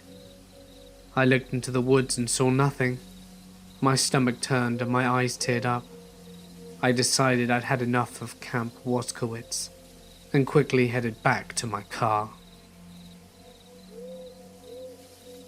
I was babysitting in a very remote house in the middle of nowhere, up in the mountains on the coast. I remember it was around 9 p.m, and the kids' parents would be getting home in about an hour. I had put the kids to bed, so was downstairs by myself watching TV. However, every so often the TV would flicker to static, and to be honest, it was starting to scare the shit out of me. It wasn't until the point where I looked up from the TV and out the nearby window when I lost my shit. There wasn't anything actually outside, but it seemed as if I saw in the reflection what looked like a tin man standing not too far behind me from the couch. Needless to say, there wasn't actually anything there when I snapped my head back to see where it was in the reflection. I grabbed my shit and wanted to be out of that house as quickly as possible. I actually ran upstairs and sat down quietly where the kids were sleeping until the parents got home. I particularly remember that when the parents arrived, I said I had to leave, and I was pulling out of their driveway in my old shitty Ford Laser and looked up into the kids' bedroom. The same reflection I saw earlier was looking back down at me, with a hand raised as if it was saying goodbye. I never babysat there again. At my grandparents' on vacation to Iowa. They live in the middle of nowhere. Couple elderly neighbors and cornfields for miles. It was around 2 a.m. and I was going to go have a smoke before bed. Their back porch has a big sliding door. Well, I walk into the room with the sliding door, and there's a guy in a creepy mask. He's quietly wiggling the door trying to open it. I got so scared, I felt my butthole clench up, and I dropped my cigarette. Right then, the guy freezes and looks right at me.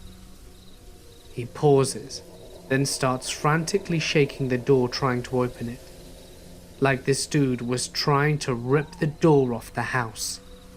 I run over to my grandparents' gun cabinet and grab something. By the time I whipped around to point it at him, he was gone.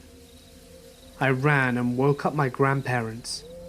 We all walked around the house with loaded guns for a minute, but the guy was gone. A couple of weeks later, some bald guy walked out of a cornfield wearing a dress.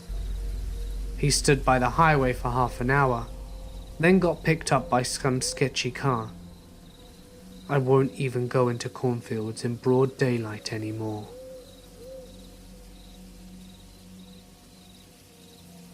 This happened when I was 10. There were 5 or 6 of us spending the night at Charlie's house. Her parents owned a ranch in hill country region of Texas, and their home was built on top of a hill. Other than the dirt driveway up to their house, the hill was wild land covered in cedar trees. It was a clear, slightly chilly night in maybe October or November. But after the sun went down, the moon was out, so we stayed out playing hide and seek, using the driveway as a base. Their ranch was far enough out of town and well fenced, so her parents didn't have a problem with it. Anyway, during one round of hide and seek, me and my friend Georgina were the last 2 hidden. We were very good at hiding and avoiding the seekers, and they managed to find everyone else. Or so we thought. We almost made it back to the road, when 3 of the girls unknowingly cut us off, and we ducked behind a ridge of dirt to remain concealed. Georgina threw a rock across the road behind them to divert their attention, and we were waiting for them to get far enough off the road to make a dramatic rush for the safety of base, when I heard what sounded like a rock getting dislodged and sliding down the hill behind us.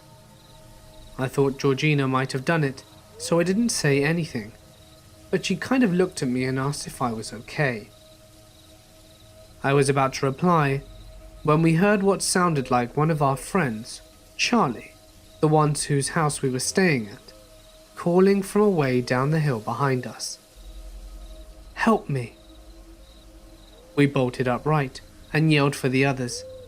They came running back to the road, and we told them what we had heard. No one had seen Charlie since we'd started that round of hide and seek. We took them to the spot where we were hidden, and from there we called Charlie's name. For a moment, all was quiet, Then, faintly, even further down the hill, we heard her say, "Help, I'm stuck." We panicked and ran up the driveway as fast as we could to get to Charlie's parents. When we burst through the kitchen door ready to yell for her mum and dad, she was there at the bar eating a popsicle. "I wondered how long it was going to take for you all to find me," she gloated. We all flipped out, in the only way 10-year-old girls can. Her parents heard us freaking out downstairs and came down to see what's going on. We told them what happened, and her father grabbed his shotgun, got into the truck, and went to drive around the ranch, making sure that there wasn't anyone on the property who wasn't supposed to be there. He didn't find anything. I've always wondered what we heard that night. We didn't talk about it much, but I know it remained in all our minds every time we stayed there past sundown. I live in a small town in rural Australia. I am a cyclist, and I coordinate sport events, marathons, and sell bike gear and whatnot. Around 6 a.m, I drove my bike up the mountains, and on the way, I passed a woman sitting by the side of the road. At first I thought she may have been a hitchhiker, but there were no hotels around and she had no bags. I stopped my car around 400 meters away from her, grabbed a bottle out of the car boot, and walked down to see what was going on. At that moment, I realized she's one of the most gorgeous women that I had ever seen. She was probably in her 20s, pale as hell, long wavy blonde hair to her hips, and one of those really German hourglass kind of figures, with these deep blue eyes. She was wearing one of those long summer dresses that beach kids seem to love, which was friggin' weird for the middle of the Australian bush. So I walk up to her like, oh my god, but I'm also thinking, what the hell? I hand her the bottle of water and ask her if she's lost or needs a lift back to town. She just stares at me, doesn't take the water, and doesn't blink. I think, oh shit, is she some kind of crazy? So I ask her if she ran away from somewhere, and she just says, no, and hadn't blinked yet. So I ask her if she's waiting for someone to come pick her up, and she says no again. I ask her where her house is, and she says, here. Keep in mind I am halfway up a mountain, and there are no houses here at all. So I was kind of starting to get creeped out by this lady. I walked back to my Jeep, and I was going to start driving back down the mountain and call the cops and get them to come pick up this lady. And she follows me. I was like, look, are you sure you don't want me to run you back to town? And she just says no again. So I'm all like, look, I don't feel comfortable leaving you here in the middle of nowhere. Please let me take you to the police station. And she just turns around and walks off into the bush, miles from anywhere. And I'm sitting there like, what the actual hell? And then I started to get really scared when the bug and bird noises started to come back. It made me realize I hadn't heard a single other sound whilst I was speaking to her. No magpies, no crickets, no early morning sounds at all. I hightailed it out of there and called the local coppers when I reached the bottom of the mountain. Basically, I said there's a woman up in the mountain who refused to get into my car, and then realized how stupid that sounded and hung up. Whoever you are, I hope that you're okay. I have had the fortune of traveling all across this great and wonderful nation. But I've seen something whilst camping that makes me reconsider mountain folk in Georgia. Now, I love my home state. I love exploring the vast amounts of wilderness we have here. I just happen to carry a gun at all times whilst exploring now. I didn't then. I went to the Blue Ridge Mountains with a friend to hike.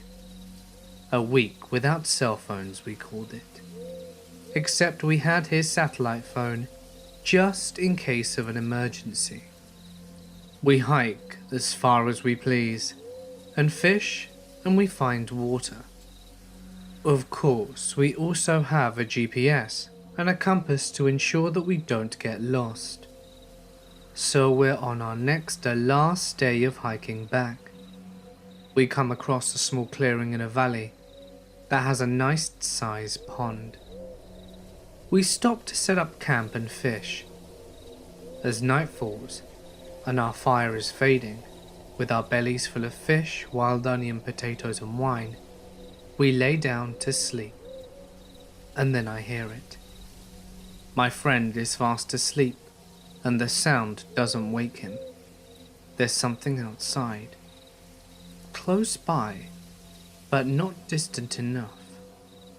A moment of stupidity and adrenaline hits me as I grab our machete and exit the tent brandishing my lackluster weapon.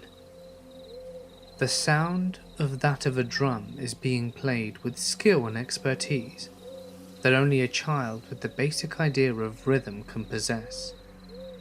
Upon exiting the tent, I see a fire and a woman across the pond.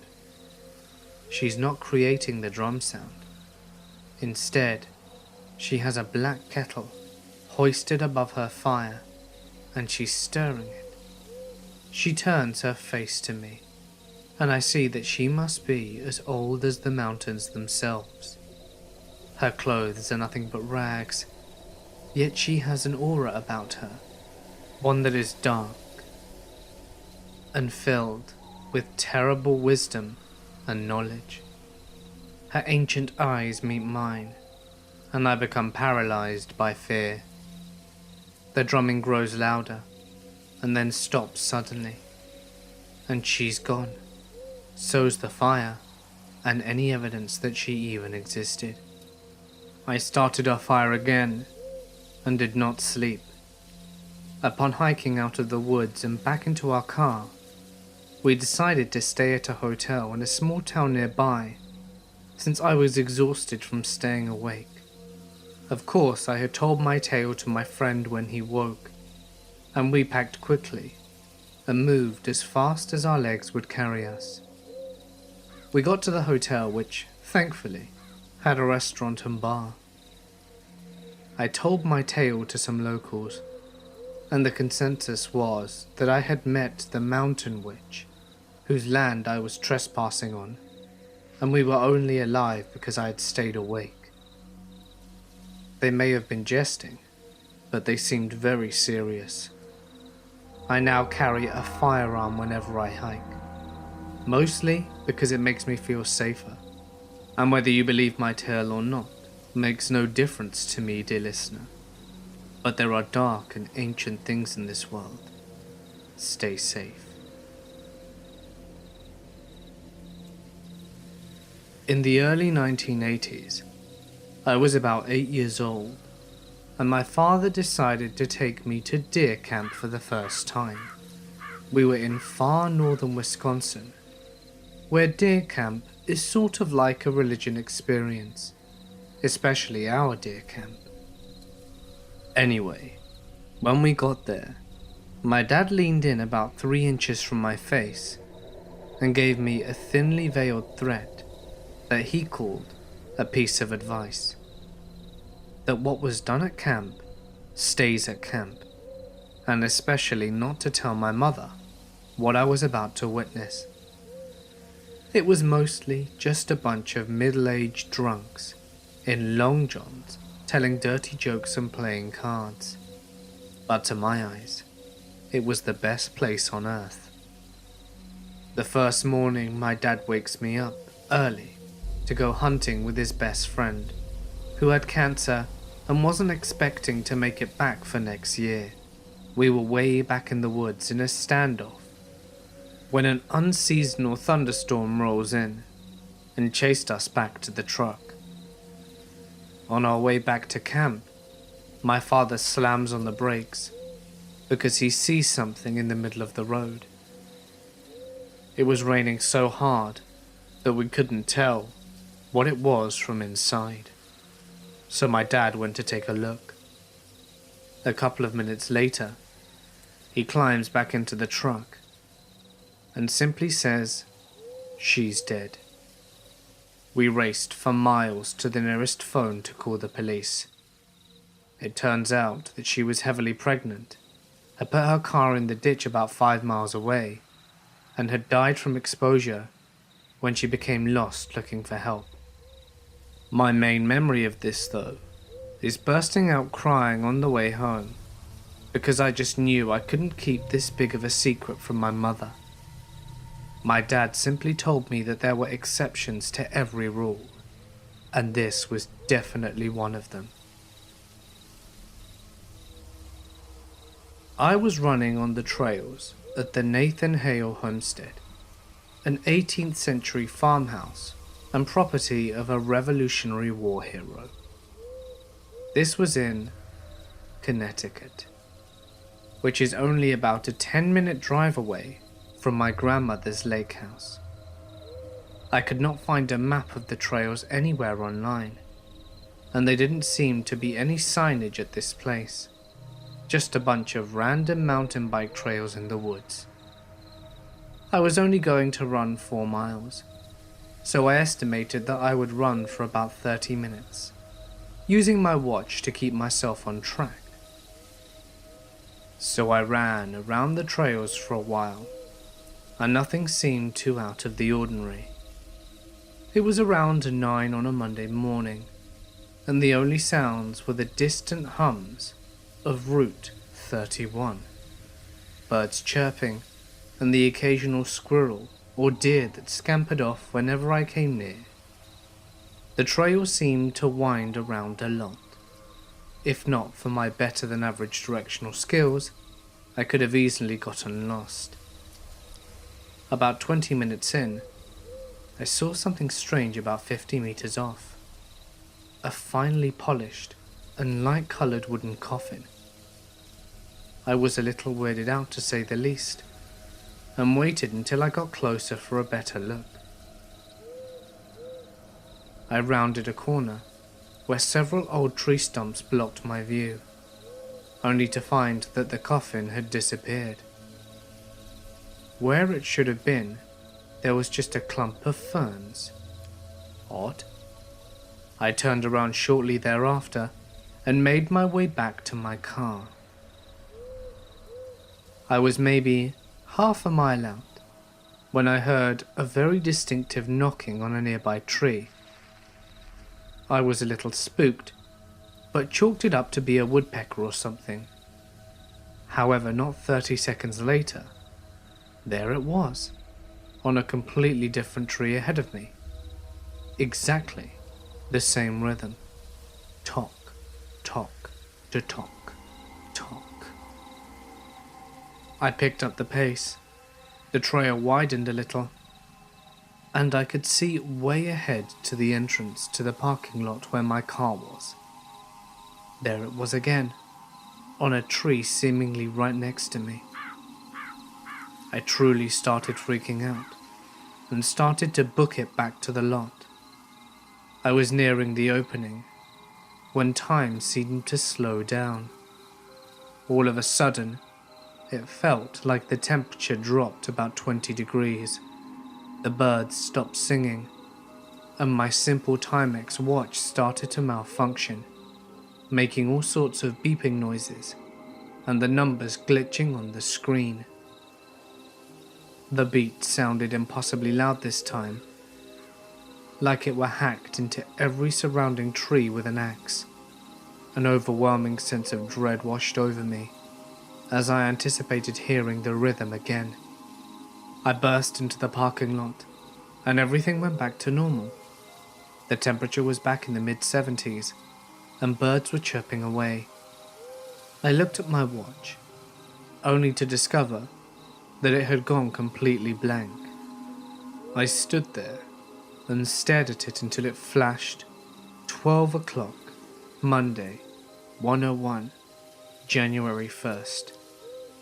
My watch had completely reset itself. It had never done this before.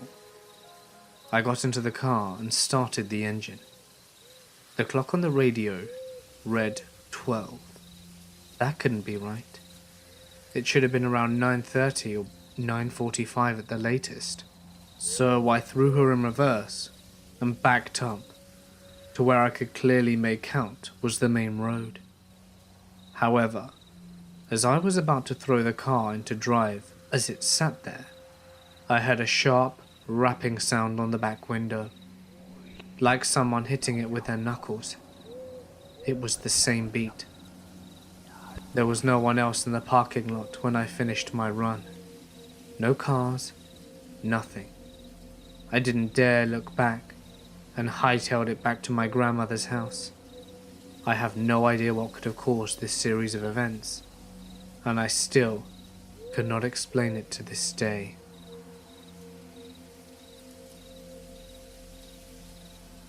I was geocaching once, and as I was wandering through the woods, I came across a small patch of trees that had Mr. Potato Head faces nailed to them.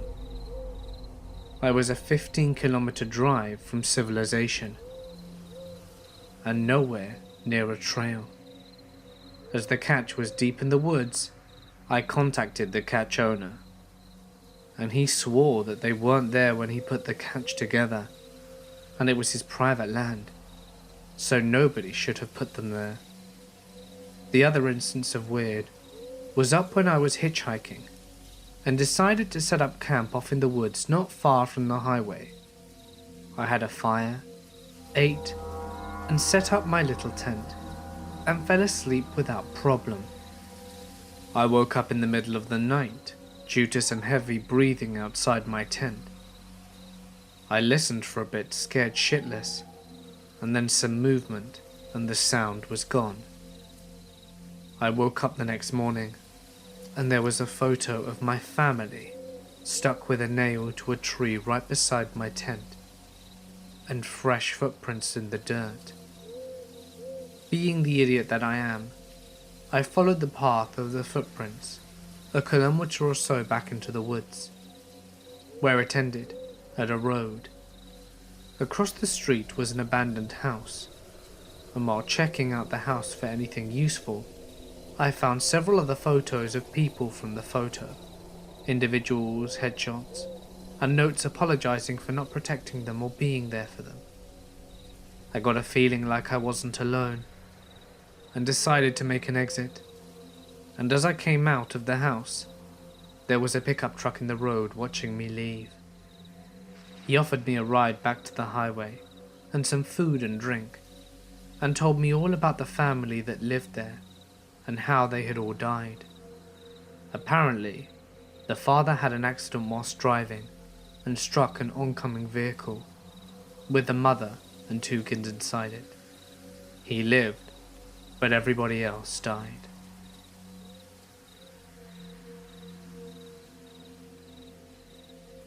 My brother James was part of the orienteering team in high school. For those of you who don't know, orienteering is where they get you to go to the middle of nowhere in teams of 2. They give you a map, a compass, and you must find your way back to each check-in station in order, and it's a race. So my brother and his partner set out and make it through the first few checkpoints, and they're feeling pretty solid. But they don't make it to the next one when they're supposed to. They double check the map, do some math, and figure out that they miscalculated some angle or another, and are now almost off the edge of the map. They recalculate and set off in a new direction.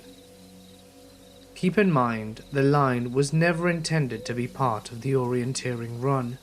This is unexplored territory, and they came across what my brother said could only be described as a crater. A deep bowl in the forest devoid of trees. And at the center was an ambulance. They are in the woods, miles upon miles from any road.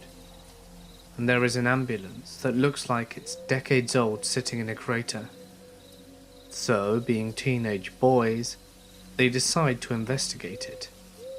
My brother said that the forest was well on its way to reclaiming the vehicle, that it was rusted and covered in plant life.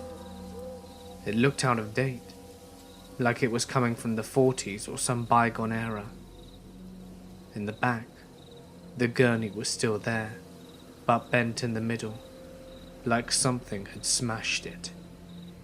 There were brown smears on the walls that could have been rust or dirt or shit or blood. They both got a horrible feeling from the place and took off out of there. My brother thinks he could probably find it again, but flat out refuses to.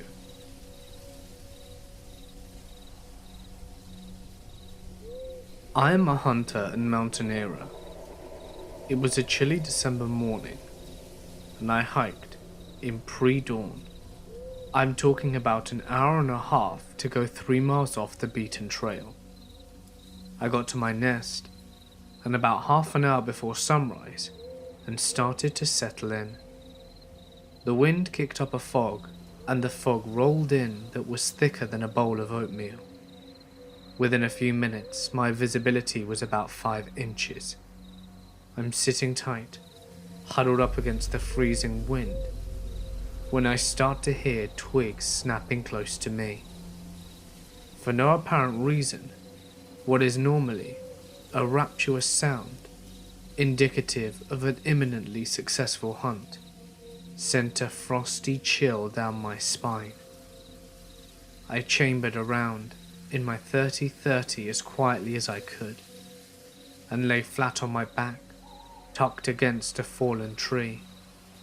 The rustling was moving closer through the fog, but I couldn't see anything.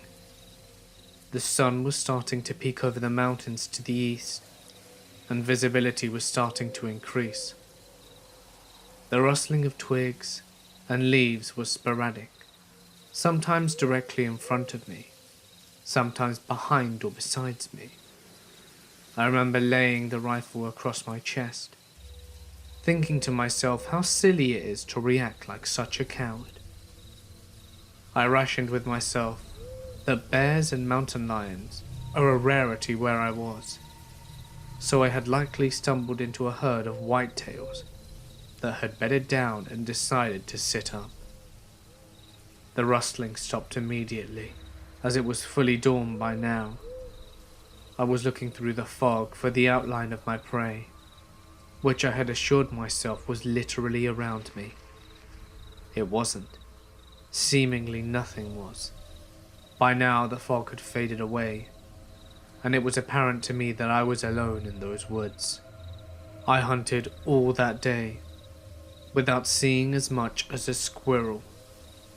Around 3 in the afternoon, after fighting the wind in an abnormally cold day, and not wanting to hike out by flashlight, I decided it was time to start back to the truck.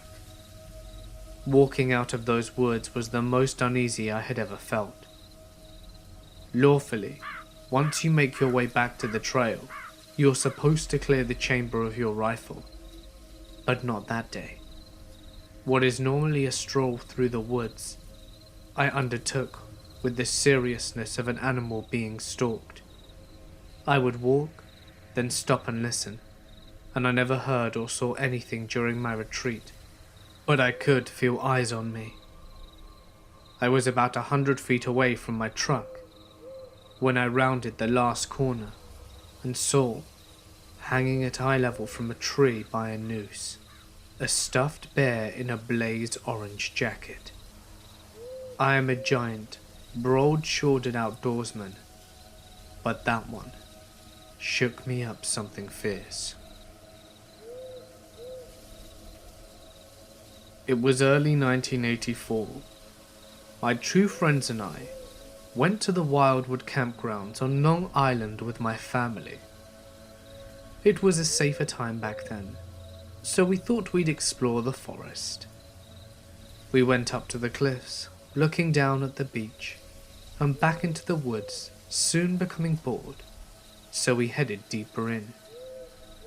The woods were dark, tangled and overgrown with weeds and brambles. It was obvious the area was not used or even explored often, as it was so dense, so we started heading back. We noticed something upon our return, a house in the middle of the forest, most windows broken with a sagging roof, old and out of place, with no road leading to it, and no power lines either. It had a mailbox at the front, as well as a brick chimney. We entered the small home, of only a few rooms on the ground level, and a gaping hole in the floor showed an exposed basement below. A rotting wooden table, surrounded by peeling wallpaper of roses that sat next to the kitchen. There was a collection of old things, and what I identified as a very small, white gas stove speckled with corrosion. The stairs up and down looked unsafe and rickety. Small animal feces was everywhere, and I don't remember any electrical sockets, lights, or anything of that nature. It must have been from the early 20s or 30s, and the forest had begun to grow around it. The whole place was creepy, and smelt like egg or a struck match. But what made it really creepy was the hole in the floor. We could only see part of it, as the floor bowed, and we feared getting too close. We could see on the basement floor that there were hundreds of playing cards, but only red ones, hearts and diamonds. I'd guessed that they were all red. Everything else was really dark. They were poured up in a heaping pile. For why, or if anything was underneath them, we will never know, because it scared us for some reason. The dark hole lit only by that spot, making the white and red cards seemed brighter. They were clean. They were new. And we got the hell out of there. I live by a small river, and my friend and I always spoke about putting a boat on it one night, and just letting the current take us downstream whilst we fished all night. Well, a few years ago, we finally did it. We loaded up the boat with our fishing poles and a case of beer, and headed out around 10 p.m. We put the boat in up the river, and my friend's girlfriend drove the truck home. The trip was only about 4 miles in a straight line, but throw in the curves of the river, and it was doubling back on itself. The actual trip was more like 15 miles. We'd been told it'd take about 6 hours, so we got to the river around midnight and expected to be home before 7 a.m. The river was really low that night, but we didn't expect it to be an issue, so we shoved off. The first few hours passed pretty normally, and we caught a few fish, but we passed a cutoff, and the river current just slowed to a halt. Around 2 a.m., we hear this faint groaning noise off in the distance. We didn't think much of it at first, because we are both campers, and we're used to the forest noises. As we keep moving slowly down the river, the groaning noises keep happening, and it's getting louder. I can't even really accurately describe the noise itself. It was a very throaty, groan/moaning sound, with a short duration. I say it was like a zombie noise, but it was very distinct, and at times it sounded like a man groaning in pain. For the next half hour, the noise got louder, until it felt like it was literally just out of sight on land, and it was loud. So I mentioned the river was really low.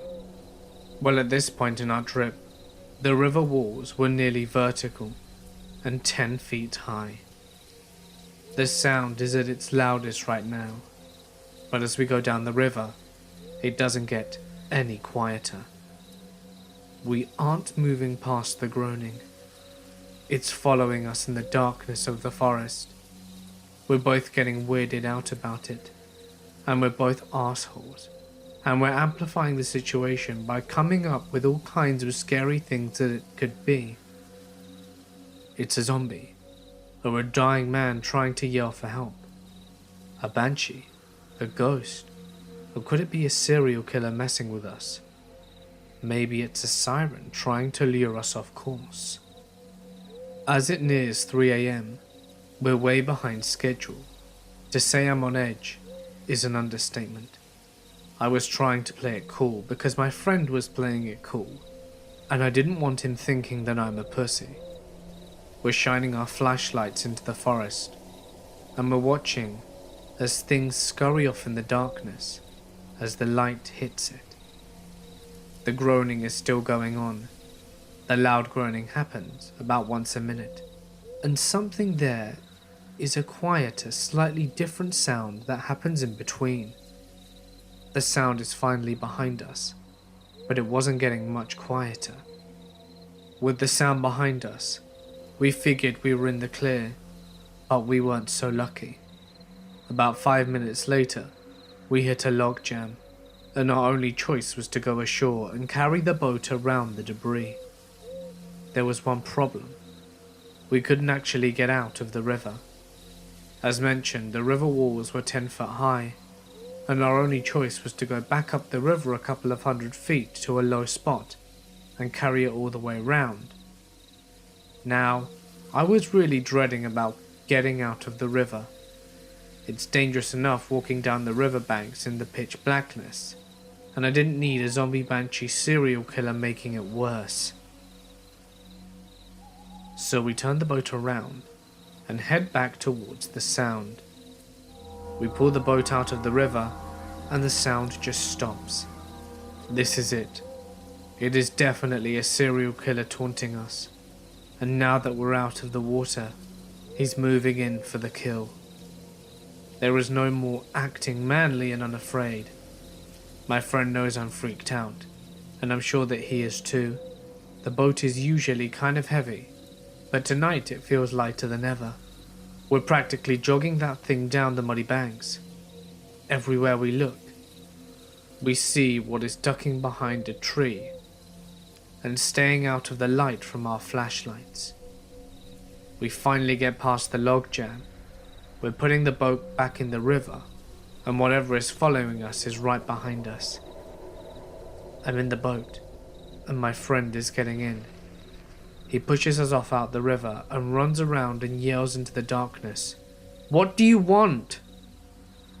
At this point, the Loch Ness Monster steps into the light and says, "I need about 350.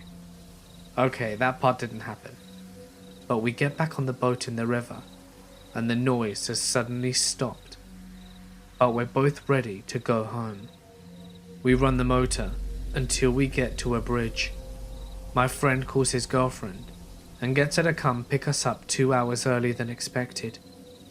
She asks why we cut the trip short, and he makes up some bullshit excuse about the river being too shallow and blocked up with debris, because neither of us wanted to admit that we were grown-ass men being scared of the dark. I never told anyone else I know about this, and I don't think he has, but we still mimic the sound every now and then, and any strange noise is instantly referred to as a zombie banshee. I live by a small river, and my friend and I always spoke about putting a boat on it one night and just letting the current take us downstream whilst we fished all night. Well, a few years ago, we finally did it.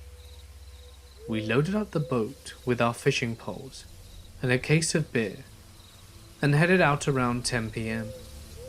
We put the boat in up the river, and my friend's girlfriend drove the truck home. The trip was only about 4 miles in a straight line, but throw in the curves of the river, and it was doubling back on itself. The actual trip was more like 15 miles.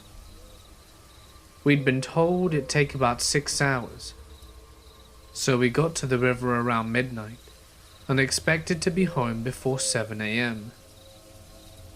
The river was really low that night, but we didn't expect it to be an issue, so we shoved off. The first few hours passed pretty normally, and we caught a few fish, but we passed a cutoff, and the river current just slowed to a halt. Around 2 a.m, we hear this faint groaning noise off in the distance. We didn't think much of it at first, because we are both campers, and we're used to the forest noises. As we keep moving slowly down the river, the groaning noises keep happening, and it's getting louder. I can't even really accurately describe the noise itself. It was a very throaty, groan/moaning sound, with a short duration. I say it was like a zombie noise, but it was very distinct, and at times it sounded like a man groaning in pain. For the next half hour, the noise got louder, until it felt like it was literally just out of sight on land, and it was loud.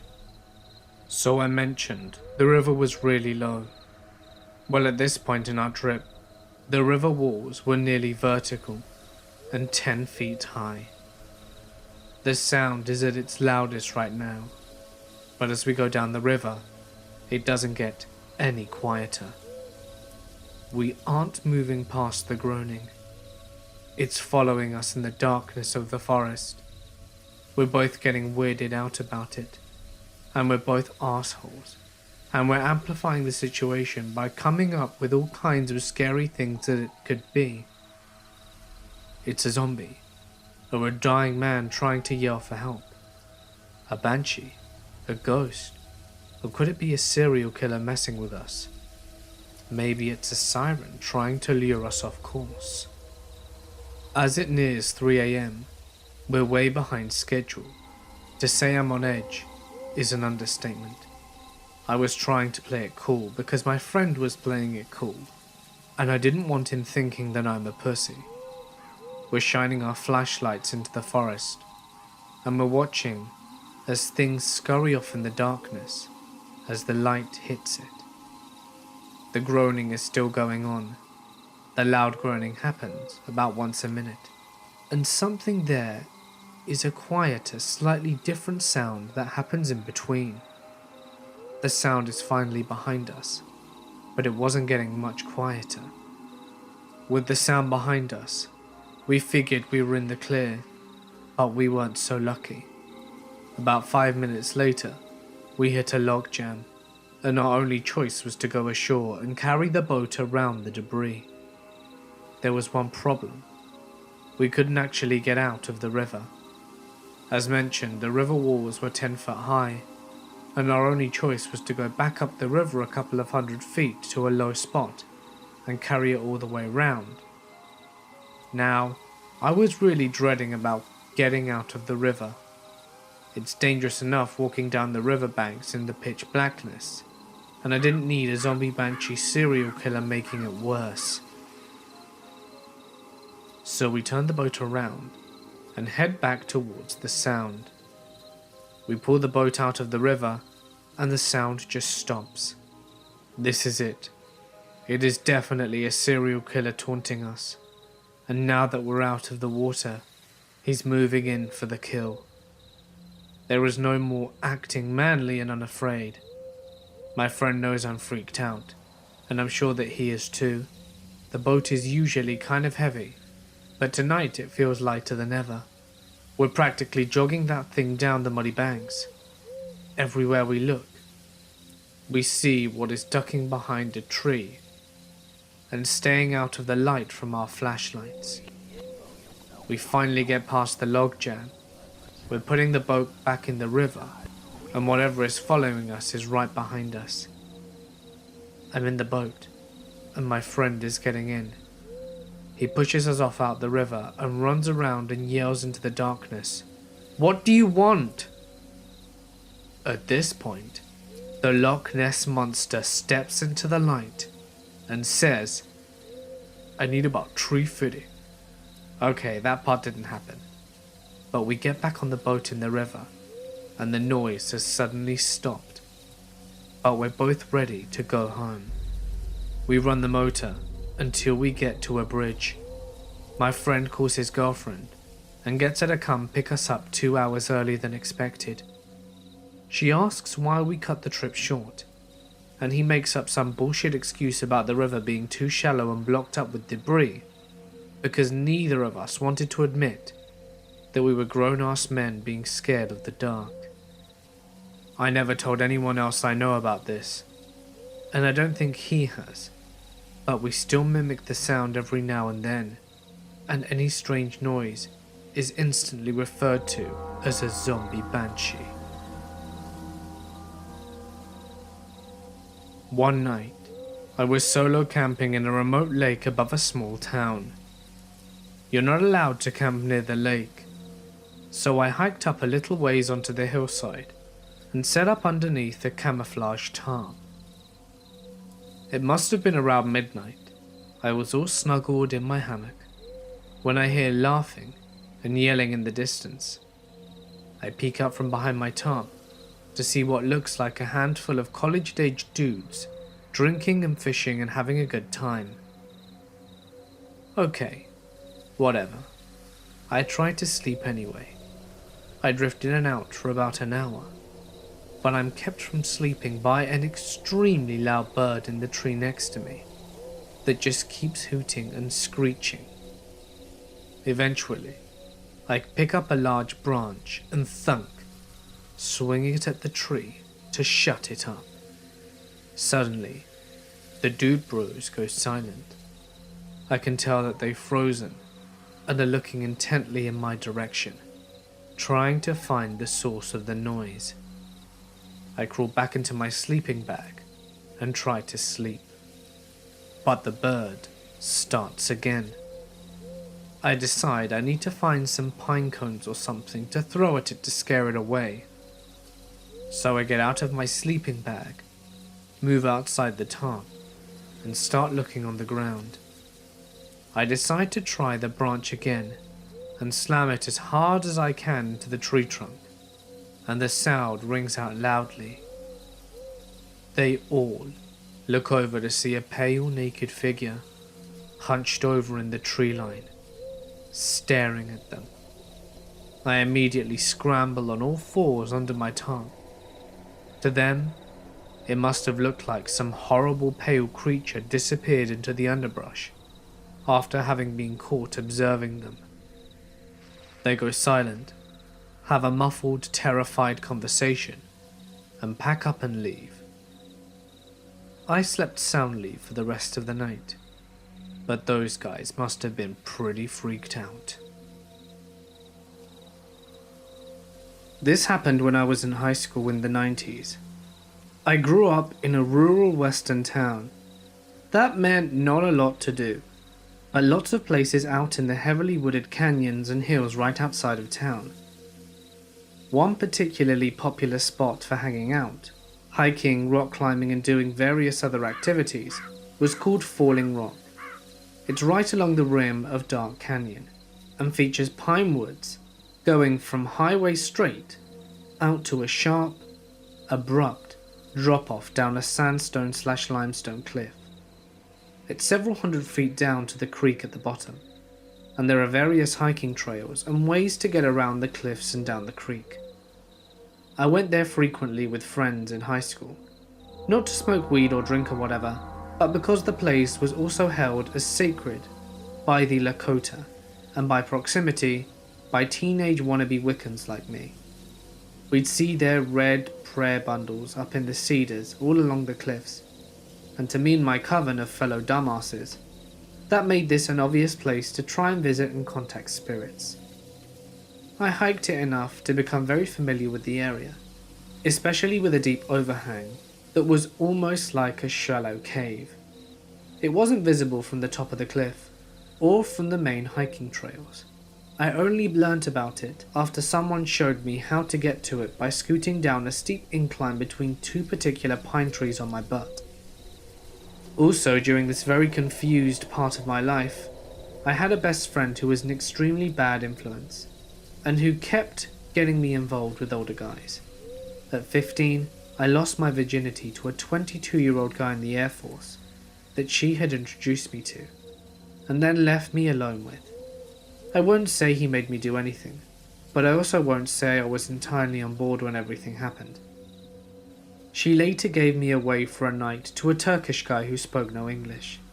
Then, she started seeing a guy in his early 20s. She was 18, and more or less told his 40-year-old something uncle that I was all his if he wanted. I was a 16-year-old dumbass. I didn't know about this scheme. I just knew that my best friend had just invited me up to Falling Rock to hang out with her and her boyfriend. I was less happy when I showed up and found the uncle there.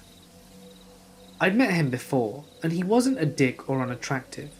Actually, he was quite attractive, or even especially creepy. It was just knowing he was more than twice my age, and very clearly wanted much more than the Air Force guy had. He didn't just want sex. He was in love with me, and wanted me to love him too. I knew it. I just didn't know what to do about it. But I did tell my friend I didn't want to see him around when she and I got together. She apparently ignored that bit of what I said. He and my best friend's boyfriend were both cowboys, following the rodeo circuit. As such, they showed up at Falling Rocks in their boots and hats and all of that. And it made them slow. My friend was morbidly obese, and none of them knew anything about Falling Rock, whereas I know the area very well. I had driven my own vehicle there, but had parked in the lower lot, about a quarter of a mile closer to the highway than the place where they parked theirs. When I saw that their uncle was there, and he started getting overly friendly right away, I planned to get away as soon as possible.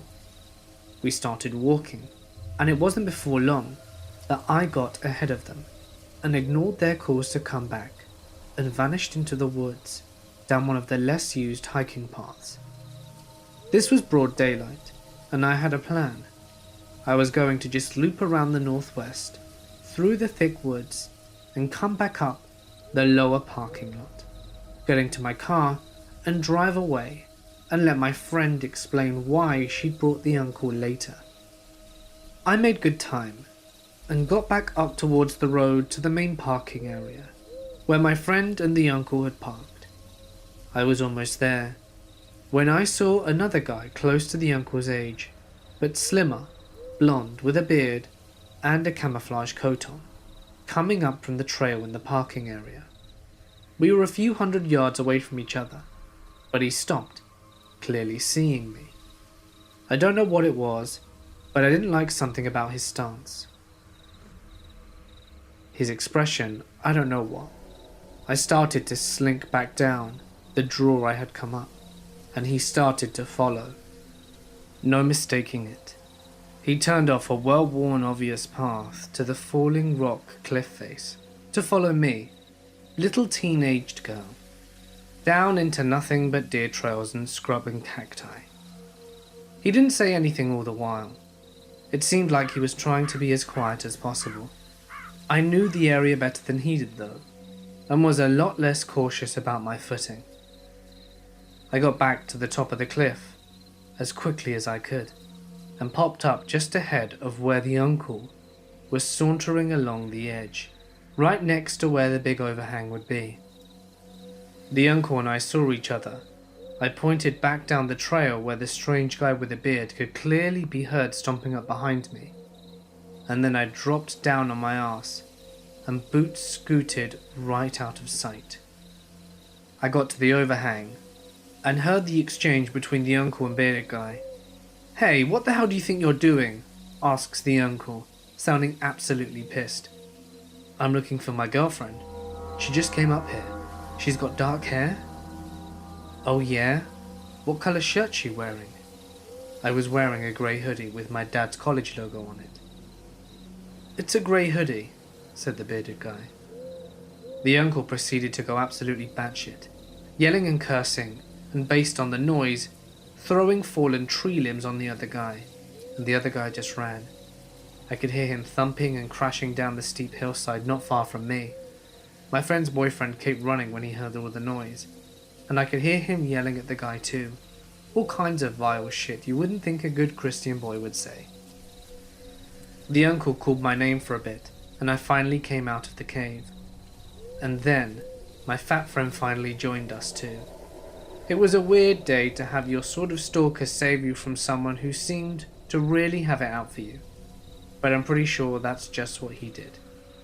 I wish I could say something better by him, but all I really did was disappear. I didn't talk to my friend for over a year, long enough for her to dump her boyfriend and for the uncle to go away with him. I don't know what happened to either of them. I don't know if I could recognize them now, as I'm twice the age I was then. I do wish them well though, but still, would rather not meet again.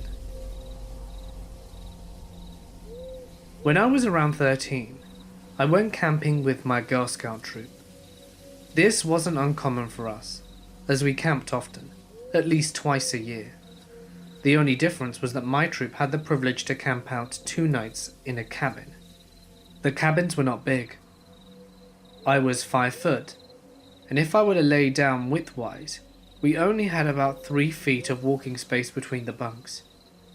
Each side had 2 sets of bunk beds, so there were 8 beds in each cabin, and there were 4 cabins. We had a large troop, so we occupied 3 cabins including the mums, who stayed the night with us. During the day activities we went on as normal. Other troops came to spend the day, and we did arts and crafts and archery, and other sport-like events.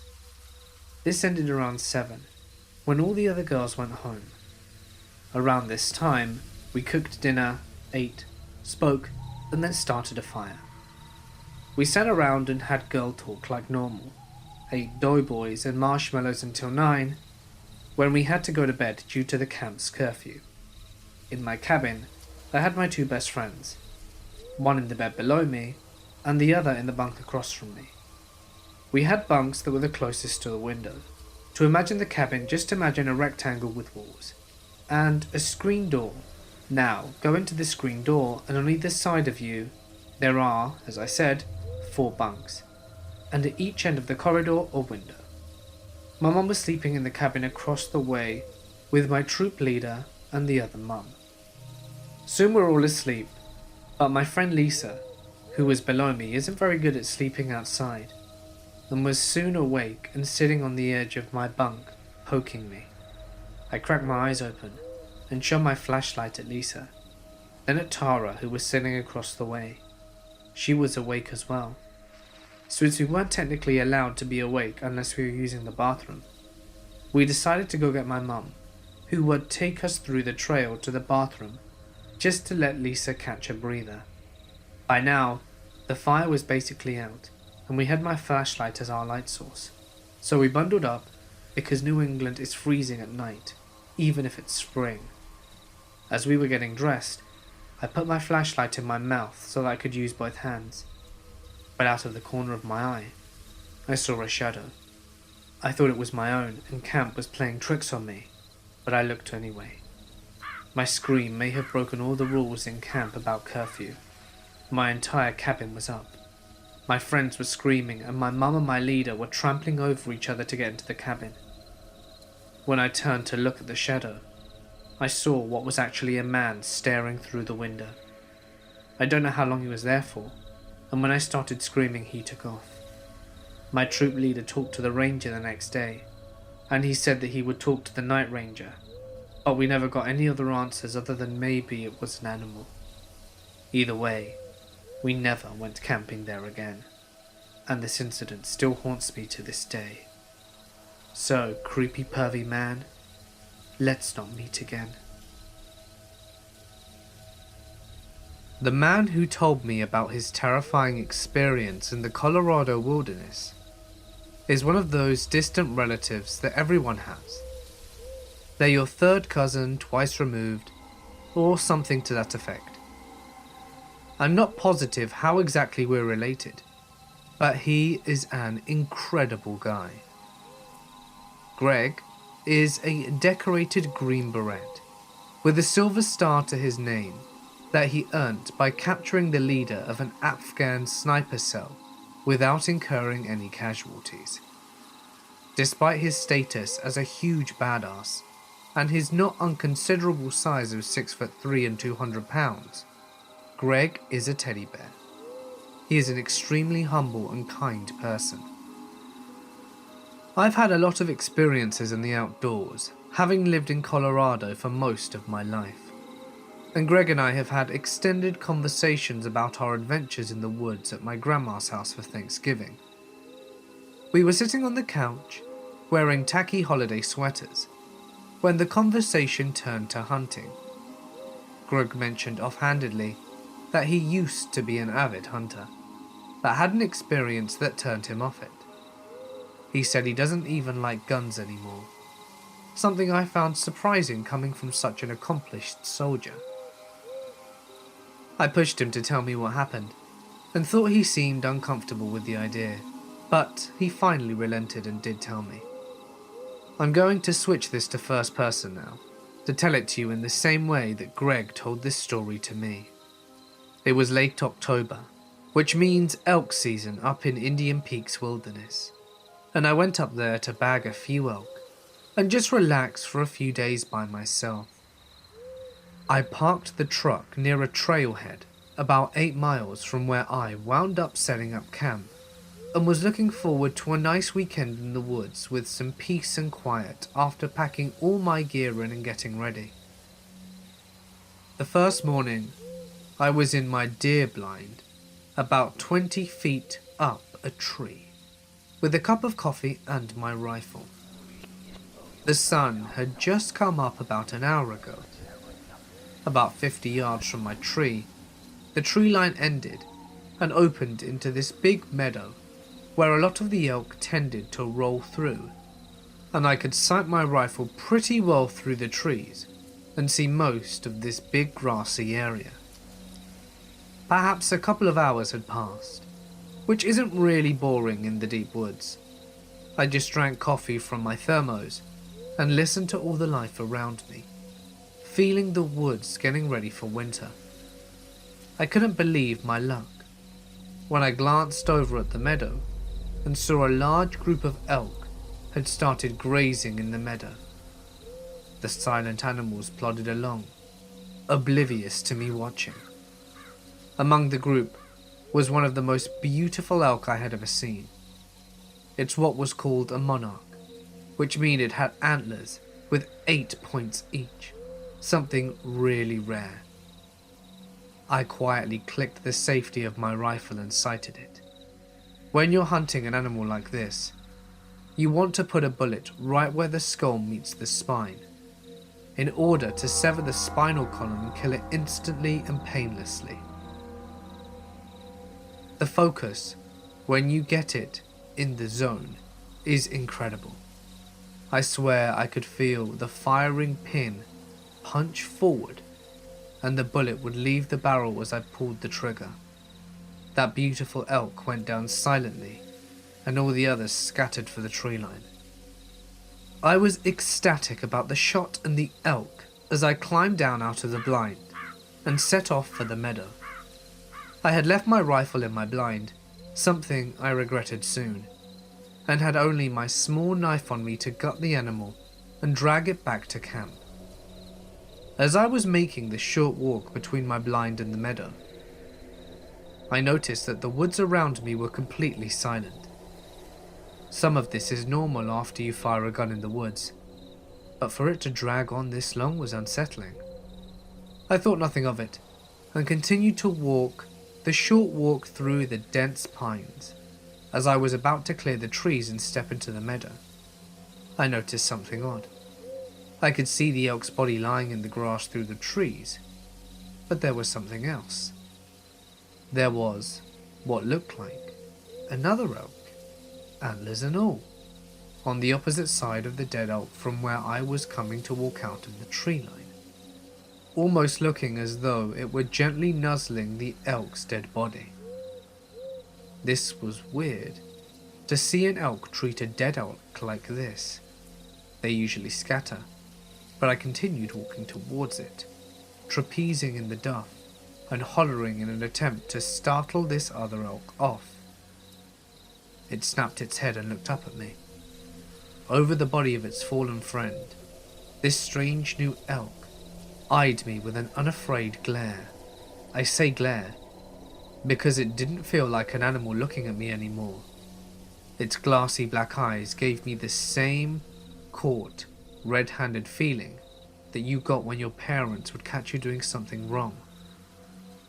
I felt suddenly uncomfortable and out of place in the woods that I loved so much, and somehow hated and guilty.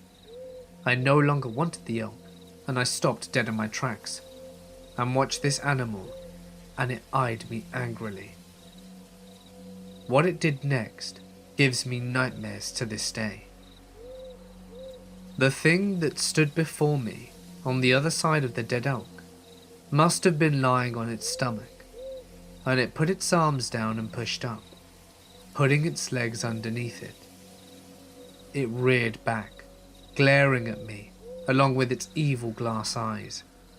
My breath caught in my throat. Most of its body was at least somewhat human, but terribly emaciated and elongated. It appeared to stand at least 10 feet tall, not including the antlers atop of the elk's head. It was bald everywhere but the neck up. It looked stickly pale and pink. Its legs at the knee bent backwards, like the back legs of an elk. This horrible, skinny, naked, unnatural thing just stood there, glowering at me, with a hatred that was palpable. The woods around us were silent. It might have been a second, minute, or hours. I felt the disapproving parent feeling shift. I felt more like an ant under a shoe. I took a step back. My boots felt 10 pounds.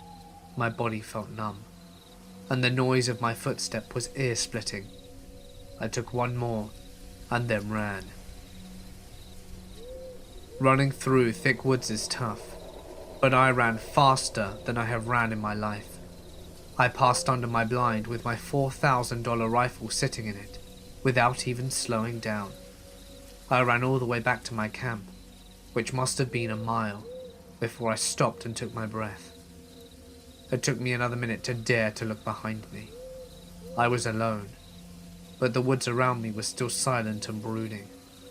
I wanted more than anything to pack up and go home, but I knew that I could not make it back to the car before nightfall, and I didn't want to be exposed at night. I cooked an MRE in my tent and stayed there for the rest of the night. When night fell, I wrapped myself in my sleeping bag and tried to sleep, but I couldn't stop myself from starting at every little noise. I kept thinking about possible rational explanations for what I saw. Maybe there's a crazy guy out there who found an elk head and is wearing it around scaring people. But no explanation I came up with quelled the maddening feeling of fear that I felt, the horrible sense of being hated and guilty and far from home.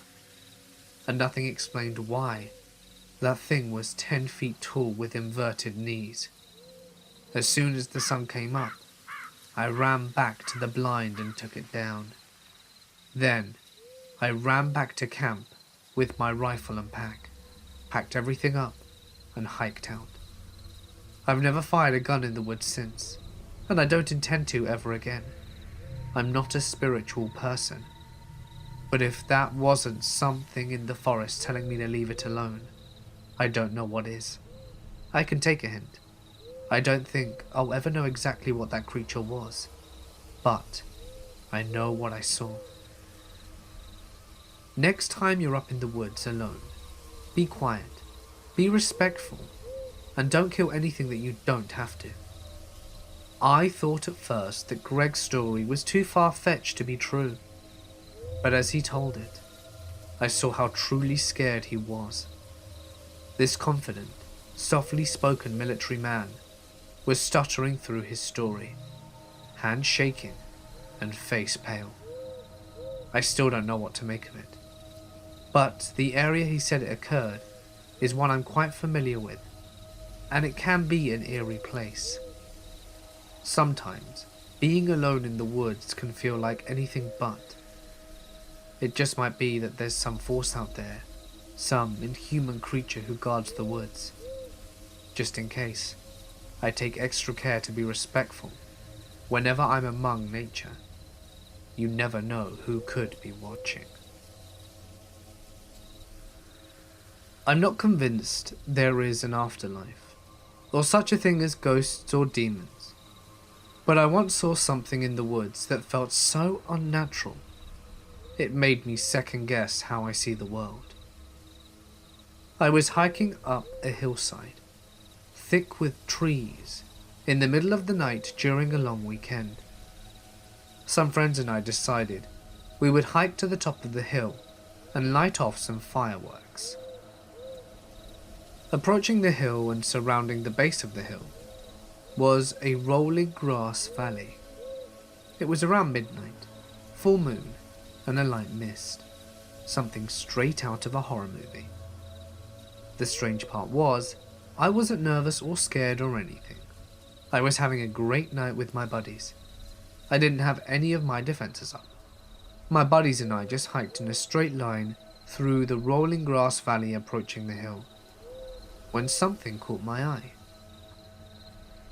On my right, I saw a tall, shadowy figure standing perfectly upright on the top of a small grassy hill. It was standing there right next to a large dead tree. I couldn't make out any details. Both the tree and the tall figure were silhouetted underneath the moonlight. The strange part was seeing this figure didn't scare me. I didn't immediately sense any threat. I almost assumed it might have just been another hiker or somebody having a smoke. I passively turned my flashlight on it, and that's when it happened. In an instant, as my light hit the spot where the figure was standing, it instantly moved just outside the range of my flashlight, like it teleported or something. But just as vividly, I saw it standing in its initial spot as my light hit that spot and the figure moved. I could see it standing just outside my range of light. My breath paused in an instant, and a wave of dread washed over me. Something felt 100% unnatural about what just happened. As a reflex, I moved my light to the new spot where the figure was, and as my light passed it, it disappeared. I've never passed out in my entire life. Not from heat, not from getting knocked out, never. But in that moment I felt my knees give way from underneath me and I fell to the ground. My friends turned and looked at me trying to pick myself up from my knees, and they were too wobbly to stand.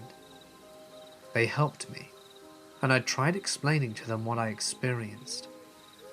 Perhaps it was all just shadows and lights and my eyes messing with me.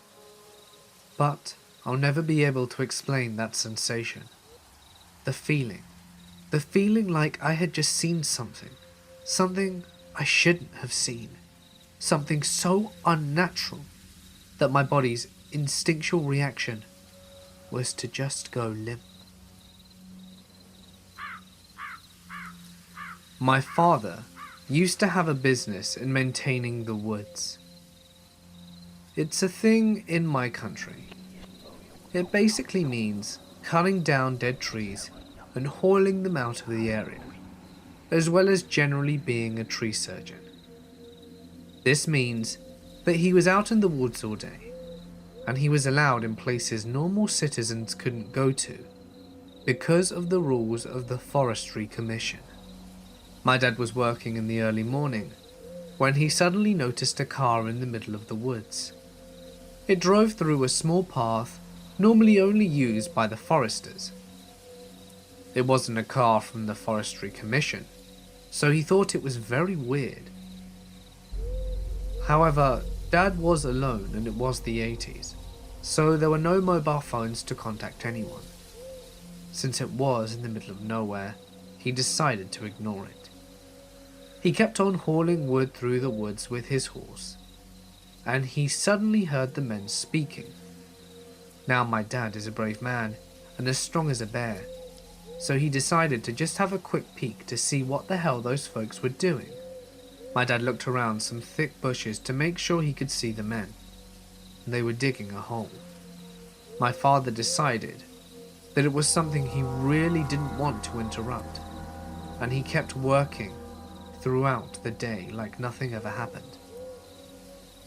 He made sure to keep some distance between him and the digging site.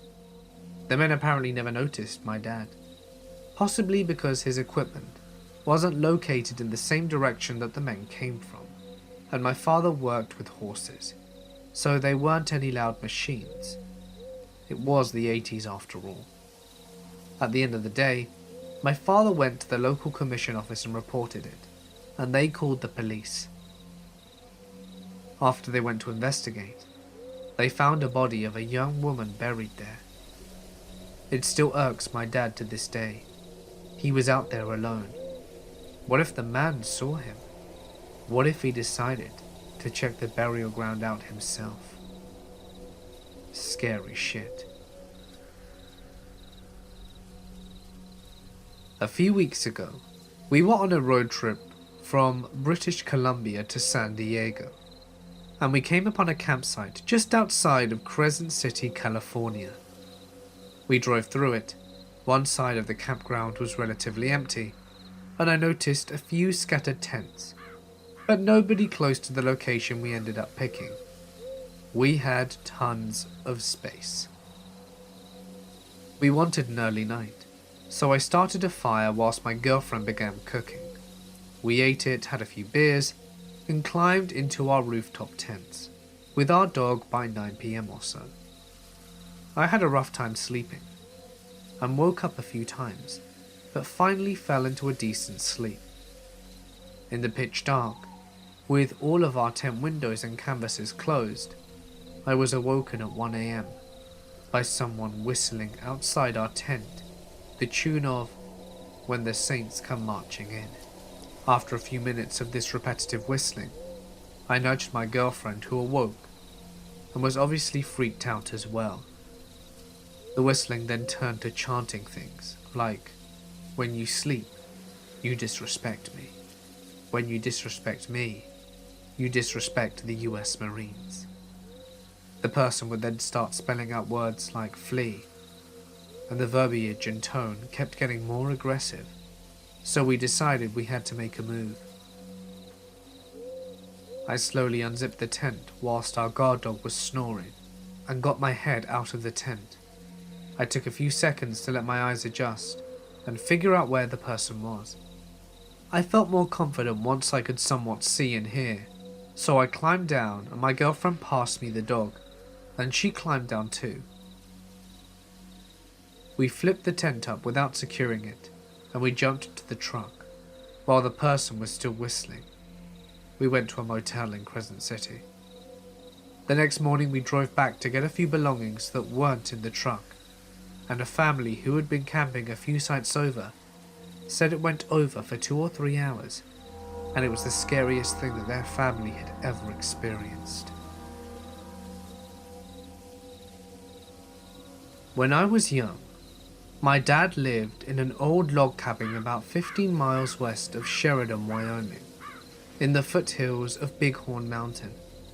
Every summer when I was visiting, we would go up to the mountains backpacking and fishing for 2 days every weekend. We would park the truck, hike into a remote area, fishing for trout along the way, and make camp wherever we ended up. We encountered a number of strange and creepy things, and got into some scary situations with wildlife. But the situation that sticks out with me the most was an ancient abandoned camp we found. We were hiking down a very steep slope to get to an area of a creek that had been dammed up by beavers, hoping to catch some big trout. I had climbed out on a rock ledge and was looking for a way down when I saw the stock and action of an old rusty rifle sticking out of a tree, where the tree had grown around the barrel for years before. It was around 10 feet above the ground. Dad and I climbed down to check it out, and we found a small cave at the base of the rock, a formation only about 12 inches deep, which would make a nice natural shelter, but a really terrible place to set up a long-term camp. Inside we found a bunch of really old stuff. 3 heavy gauge unopened cans of food, an old cast iron pot that had holes rusted in all the way through, a crusty old saddle and bridle set, a very deteriorated heavy woolen blanket rolled up and tied with a leather belt. When we unwrapped the blanket, we found several personal items, including a rusty old cap, a ball black powder revolver, a leather satchel with a lead pistol shot, and a powder horn with no black powder in it, tarnished old cartridges, presumably for the rifle in the tree, a straight razor, and most unsettling of all, was a shirt with holes in it, and over half of it stained with dried blood. As we stood there thinking about what all of this meant, it occurred to me how remote this place was, even at the time of July 1985, and the fact that whoever owned that shirt had been very seriously injured. Stuck on a steep slope in the middle of absolutely nowhere, I got serious chills down my spine. The only thing that somewhat dated this fateful campsite was the pistol and the rifle, both of which were made sometime in the 1870s according to my father.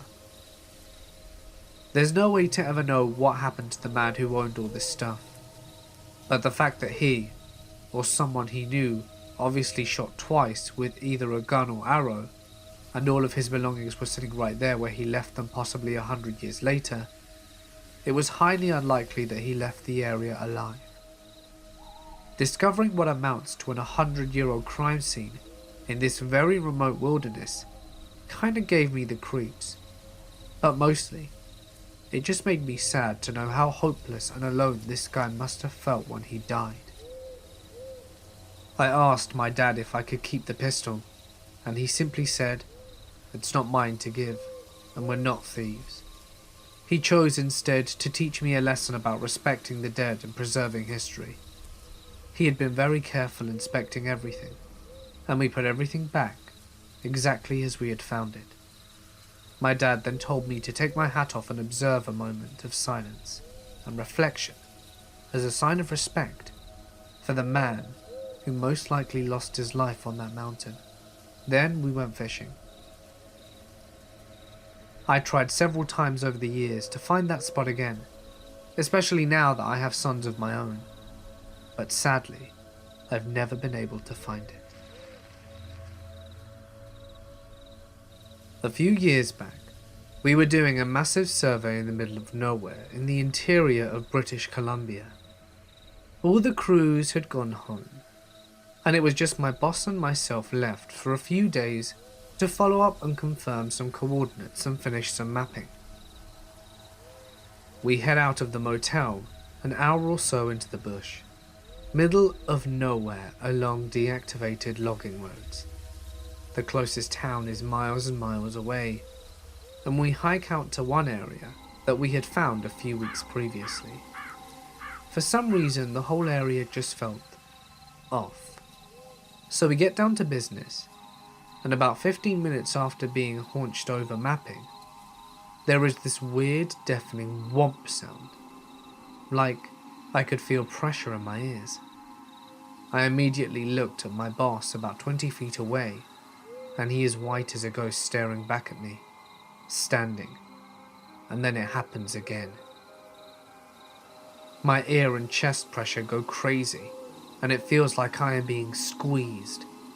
Chills all over my body, and every hair is standing on end. My boss just looks at me and says, "Let's go." We grab all of our stuff and speed hike back to the truck. We never discussed it. No clue what it was, but I've never been so freaked out in my life. Thinking about it 10 years later, I still get the chills. I was camping in the Florida Keys one winter. I managed to survive the large snakes and even larger alligators, as well as the scorpions which would get into my shoes at night. But one experience that I shall never forget. My campsite was next to an old rock quarry which had filled with water and made it a good place for swimming and getting water from. There was also an old dump site near the quarry, with piles of stoves and fridges and other junk. It had been there for a while, but nothing new had been added to it for a long time. One day, a fellow shows up and tells me that they were going to clean up the dump and burn some of the junk, so I better move my tent. So I gather up all of my belongings and moved a few hundred yards back into the woods. That day, they started burning the garbage, and I thought nothing about it until I climbed into my tent at night. As soon as it got dark and I was falling asleep, my tent became covered with hundreds of rats. I guess they had moved out of the dump because of the fire and were just wandering around looking for food. They were everywhere, climbing up my ropes and over the top of the tent. I shook as many as I could off and started a fire and stayed up all night hoping they wouldn't return.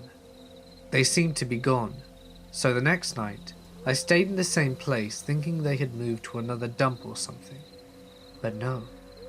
As soon as it got dark, they all returned, bringing some of their friends, as it seemed that there were more than ever. I again shook them off my tent and got the fire going. When morning came, I packed up my tent and headed for a new place far away from those rats. As I was walking down the highway, wondering if I should return to another camping spot that I had previously been in, there, on the highway, near to the place, was a dead 11-foot alligator, which had crawled out from the mangroves only a few feet from where I had been camping a few weeks prior. I decided that my Florida camping adventure had gone on long enough and headed home. When I was 18, me and my friends took a road trip about 7 hours or so down to Apalachicola National Forest near Tallahassee, Florida. We were going to do a little car camping, drinking a few ice-cold Natty Lights, 18-year-old stuff. As we didn't want to be bothered by any park rangers, we drove way deep into the woods. We got there, set up camp, and had said Natty Lights. And me and a guy decided to do a little exploring. So we walked about 100 yards from our site back to the main road, saw another path directly across from us, and started walking. Immediately we started seeing signs that someone had been living there for a while. Big bags of trash, stuff like that. I should have seen a huge red flag and turned around, but I'm 18 and nothing can hurt me. So we get to this campsite of an older white guy living out of his van. Clothesline strung up, coolers placed around it, and a big gorgeous dog which I think was a golden retriever. We tried to back out, but he sees us and starts up a conversation. He's friendly enough and asks us where we're from, and he tells us some cool spots to check out. We ended up chatting to him for about 10 minutes, and then we went on our way. I kept thinking how odd it was that he gave directions in steps, not yards or miles. The guy seemed to be off balance, not stumbling drunk, but like he was walking on a balance beam, swaying side to side. Oh, and he was super excited to talk about national parks and forests and where we were from. So we went back to our tents. Fast forward 2 months, the same buddy calls me late at night and tells me to turn on the TV to the news.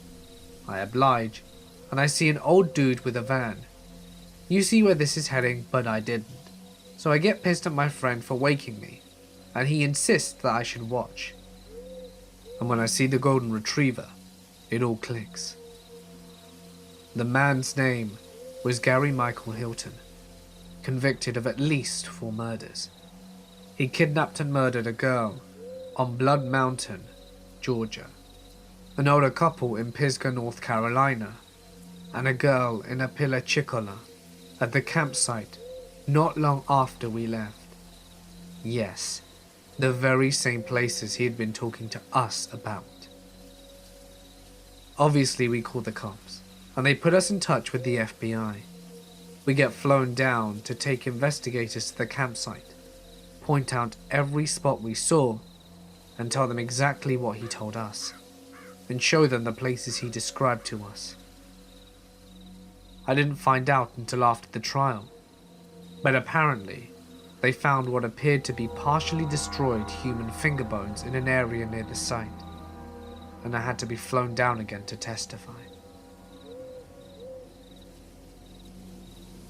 17 or 18 years ago, my fiancée, now wife of nearly 16 years, and myself, and one other couple were hiking the Pyramid Point hiking trail in the Sleeping Bear Dunes of northwestern Lower Peninsula of Michigan at dusk.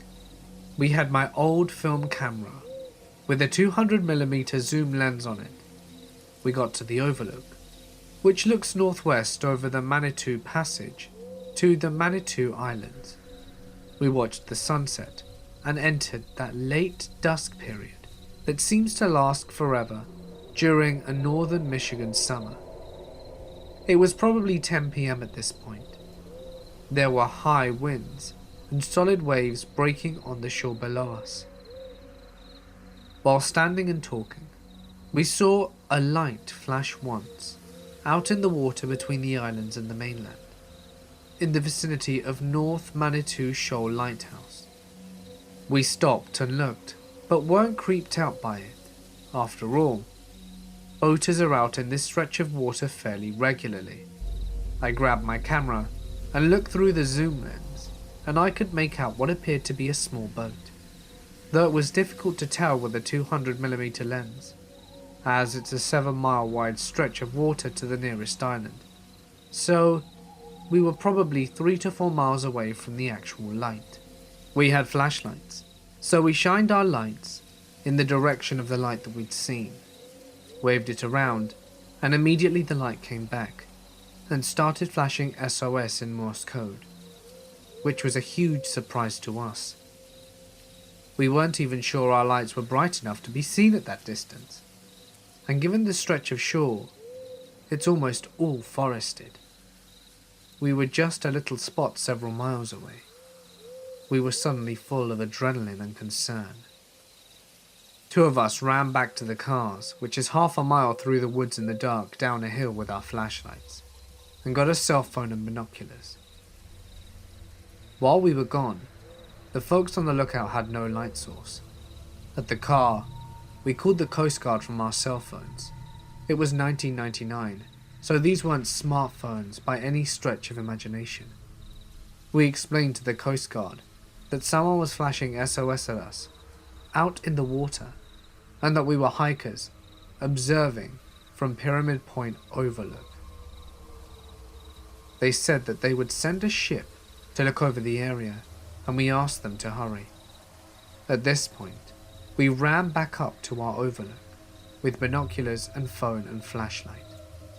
Atop the overlook, there was no cell signal, so we had to pocket the phone, and had no further communications with the Coast Guard. With our binoculars, we were able to see a guy in an aluminium rowboat, rowing like crazy, with waves breaking over the bow of his boat. It was nearly pitch black outside, so we were only barely able to make this out. It was about 10:30 or 45 at this point. During Michigan summer, it's still light enough to see outside. But anyway, he would occasionally turn around and flash SOS at us, and go back to rowing.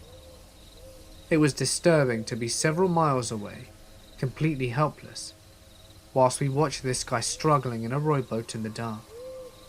It got dark, and we could not see anything anymore, but every few minutes the man in the boat would flash SOS.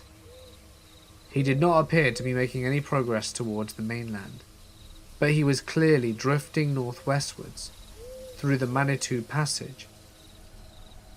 Every time he flashed, we'd turn on our flashlight and shine it back at him for a few seconds and turn it off. We did not know Morse code and had no cell signal. We stood and watched for what seemed like forever, completely helpless. The man stopped flashing his light, and it was too dark to see his boat. And then a tugboat appeared that did not appear to be the Coast Guard ship, showed up and started doing a grid search pattern through the passage, with bright lights shining from around the water. The Manitou Passage is probably 6 to 7 miles wide and 6 to 7 miles long, so it was a slow search, and a smallish Coast Guard ship started doing searches at the northern end of the straits, also with bright lights. They met in the middle of the straits, having done a zigzag type pattern for what felt like an eternity, then sailed off. They didn't find anyone. We drove into a bar in Glen Arbor to see if there was anything on the news, and there wasn't. We called the Coast Guard the next morning, wondering if we'd seen a man die or help to rescue. But the person on duty had no idea what happened, or that we'd even called the night before. So to this day, it's unsettling to me, knowing how harsh the conditions on Lake Michigan can be, and knowing that we'd seen a man flashing SOS at us through our binoculars just before it got dark was really bothersome. There's no closure, no happy or sad ending, no ending at all, other than going back to our camp and hitting the sack. I have no idea what happened to him, and I really doubt I ever will. I was hiking and backpacking with 2 friends in Montana. We were probably 5 miles from the nearest paved road, and had hiked around 2 miles from the end of the dirt road. The spot isn't very well travelled, and is quite nondescript, but we all enjoyed getting away from any crowds, and being out relatively alone, so we always gravitated to areas like this, for backcountry camping. We built a fire and hung out, then piled into our tent. All is normal, and we hadn't seen a soul, or any recent sign of people, since we left the paved roads. I have some trouble sleeping, and was sort of just laying there for maybe 30 minutes, and both my buddies passed out. That's when it got weird. I hear from my side of the tent a murmuring, which I was certain was a person making sounds underneath their breath. It didn't feel like real words, but almost like someone drunk was mumbling gibberish. My first thought was one of my buddies was sleep talking. I listened closer, and it was definitely coming from outside. I woke up my friend closest to me, and he woke me up with a "What?" a little irritated, and at the moment, the muttering stopped. I shooed him and whispered to him what I'd heard. We waited a second and it started again, but it seemed closer this time, and he heard it too, but we didn't hear any movement. I can still hear the voice, and it really messes with me 10 years later. He gave me a "what the hell" face, and proceeded to gesture that he was going to unzip the door and see what was outside. Right as he starts moving the zipper, we heard what sounded like someone taking a huge gasp of air before diving into a pool, seemingly from the opposite side of the tent of where we heard the original muttering from. We both froze for a second before he pushed his flashlight out and looked in that direction and screamed, "Who's out there?" We didn't see anything, and never heard a single twig or the sound of movement. But this time, my other friend had woken up, and we were all still freaking out. We told him what was up, and we all took our flashlights out to see what the hell it was, and we saw nothing at all. We were both up for a long time after that, while the sleeping friend was out again fairly shortly thereafter. We didn't hear another odd sound at all, and in the morning there were no signs that anyone had been there. We cut our trip to just that night, and moved back to a campground the following day. We still have no idea what or who was outside our tent. The only thing that we could even make a semblance of a sense of was an owl, bat, or another bird. But I've spent many nights outdoors in that habitat, and I am familiar with those noises. This was entirely different in my opinion, and didn't come from any animal I'm aware of anyway. Still gives me chills thinking about it. I have a couple of stories about camping. One year, I was working for the forestry for the summer, so I decided to camp out by where the work was. I would go into town only once or twice a month for supplies. On the forestry road on the way there was a fellow camping a few miles from my setup. He wasn't working with me, so I figured maybe he was a hunter or something. After a couple of times of passing his campsite, and seeing that his car was never moved, I decided that if the car was still there by the next time I drove by, I'd stop to see if he was okay. Thankfully, as it turned out, one of my fellow co-workers had the same thought, and he got there first. He could tell by the smell when he approached the guy's trailer that there was something seriously wrong, and when he went inside, he found the guy with maggots crawling out of where his eyes had been. It was a hot summer, and his body had been there for quite a while before my buddy found him. My buddy guessed it was a heart attack or something, and he reported it to the police and they dealt with it. But we never heard any more about it. Here are two stories. Both take place in the Rocky Mountain region. We don't like to camp in campgrounds because we're antisocial and none of us care to share a campground with the strangers screaming kids, waving around their flaming hot s'more pokers. When we go camping, we do mild off-road and camp in clearings away from the people.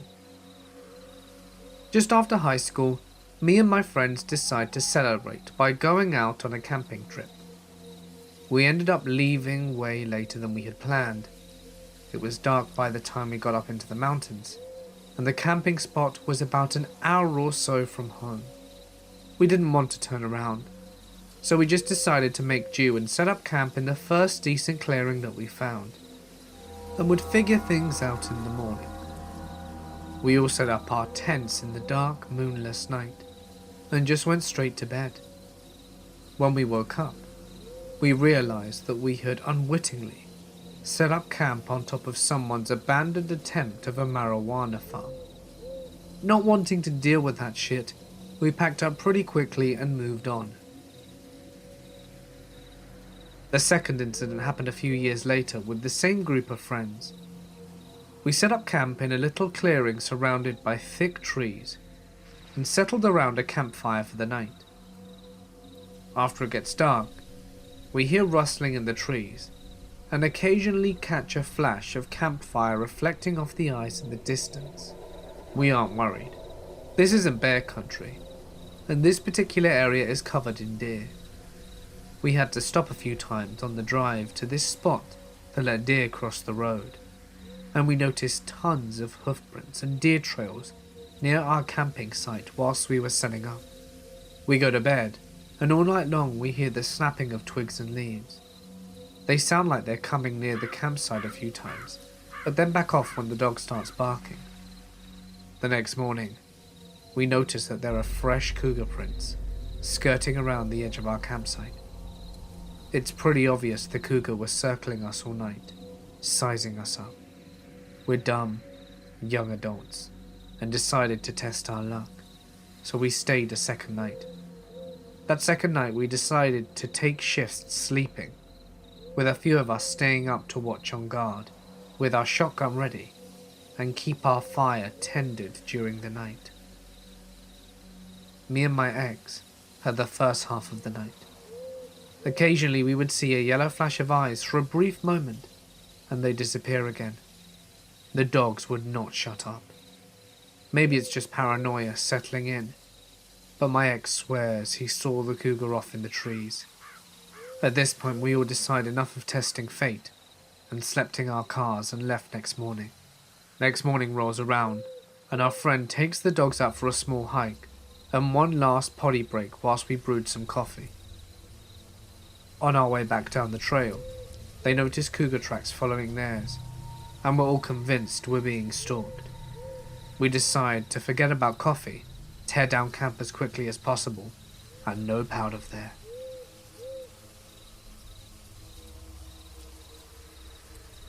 An old guiding buddy of mine told me this story, and whilst I wasn't there myself, this happy-go-lucky hyper fella got really pale and quiet telling it. He would only tell it to me during the daytime after weeks of badgering, and it was the only time I saw him scared in all the months we spent leading a group around Appalachia. So, my buddy Mark went camping in a state forest in Virginia with a group of his college friends. They were a small group of 4 from the outdoor rec department, experienced kids with all the necessary gear in familiar terrain. Being college kids, however, they rolled into the campsite fairly late and decided to just car camp, which is camping near the car, no hiking in separate locations. It was early evening, but still just before the sun had set. As they were unloading the car and setting up camp, 2 mangy fellas came out the woods and approached them. These guys looked like they'd been living out there for quite some time and acted very strangely. They wouldn't look you in the eyes and just really twitched, and just seemed really twitchy, just kind of hanging around like they wanted something, like coyotes. My buddy Mark got an uncomfortable feeling right away. The guys introduced themselves. Now, nobody I've spoken to can remember the man's first name. It was something like Bill or Rick. But the second guy said his name was Gizmo. Funny, right? Hard to forget. So Gizmo and his friend began asking questions. Questions like, are you all gonna stay the night? How much food do you have? When are you kids supposed to be heading home? You've all got phones, right? And are there any more of you planning on showing up? Well, Mark didn't like this one bit, so he started telling tales. Yeah, there's going to be 8 or 10 of us or more showing up tonight, and our parents expect us home first thing tomorrow morning. They're super paranoid, so we gotta get home on time or they'll call the cops. Parents, am I right? That sort of thing. Gizmo and company poked around camp a bit more, then wished the group good luck and disappeared back into the woods. Mark and his friends joked nervously about Gizmo and his friend, but weren't worried enough to actually leave. They built a fire and cooked dinner, then cleaned and hung up the bear bag. They spent the rest of the evening hanging out around the fire, chatting and drinking. One of them had a harmonica, I think, and by midnight they all turned in, and they had brought 2 tents, a girl's tent and a boy's tent. Well, Mark didn't feel right in the tent. He felt like somebody needed to keep watch, so he slept by the fire. Sometime later, Mark found himself awake. The fire was dying when he opened his eyes, and he couldn't see much beyond the campsite, except for one bright burning spot. There was a light out in the woods. It bobbed along at chest height, occasionally disappearing behind the trees, sometimes pausing. Whoever it was a good distance away, maybe 100 yards or so, and he followed it for a while until it went out. He stared into the darkness for a long time, until eventually he fell asleep once more. Suddenly Mark woke up again, this time in a panic. The fires were down to embers, barely glowing. He opened his eyes to see the strange light in the forest was back, and much closer now. He could see now it was from a lantern. He watched as the lantern carved a smooth perimeter around the campsite, occasionally going out, always reappearing a short distance away. Mark pretended to roll on his back in his sleep so that he could watch it. It circled the campsite twice, getting closer each time. The strange thing is, There were no sticks breaking, no leaves crunching. Somebody trapezing around the dark woods that close should have made a lot more noise. Whoever it was trying to be really quiet. Mark lay there, tense and unmoving.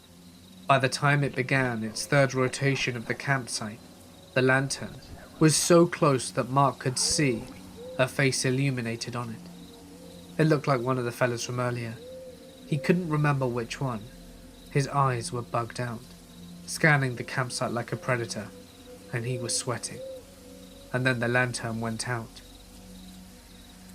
At this point, Mark properly woke up. He got up and started making a lot of noise, stoking the fire, packing his gear. His watch read 4:30, and the sun wasn't up yet. He considered all of that happened, and made the tough call to wake his buddy and bug out. Nobody argued when they saw his face. Like I said, this guy is happy-go-lucky, and a human golden retriever, and an experienced woodman to boot. You'd believe him too. The sun was barely starting to come up, and by the time they got in the car, as they were driving out, they passed something that they hadn't noticed on their way in. There was an old RV parked out in the woods, camouflaged with a mixture of earth-colored tarps and actual greenery. It was surrounded by a chain-link fence that was also draped with camo tarps and leafy broads. The whole thing looked like a long-term hunting campsite. Mark and his friends were actually relieved. Gizmo and his friends must have been poachers, and that would explain their creepy stalking behavior. They had been trying to scare kids away from their campsite, Scooby-Doo style. Still cautious, they hightailed it out of there and counted their lucky stars that they weren't deer. That should have been the end of the story. The next part I don't understand. I don't know why Mark or his friends didn't tell anyone about Gizmo for a few weeks. I would have thought for sure he'd report the poachers ASAP. He's very type A, and not typical for him to procrastinate or let rule go unenforced. I don't know what his excuse was, but Gizmo and his pal were forgotten. Then one day, Mark mentions the incident to a law enforcement officer from the DNR that came to lecture at one of his classes. She asks casual questions, just to be polite, but then stiffens at the mention of the name Gizmo. "By any chance do you remember the other guy's name?" she asked. "No, it was something normal, but I don't remember." "God, they always say that," she replied. Turns out that part of this woman's job was investigating the murders that occurred in Virginia state forests. Most are body dumps for crimes that occurred elsewhere, but over the last decade a series of unsolved cases, stretching all the way into West Virginia, had targeted what appeared to be random unrelated campers. But when they interviewed other campings in the area around the time of the murders, they all mentioned the same uncanny details. They had all been approached by an individual named Gizmo, and another man whose nobody's name they can seem to remember.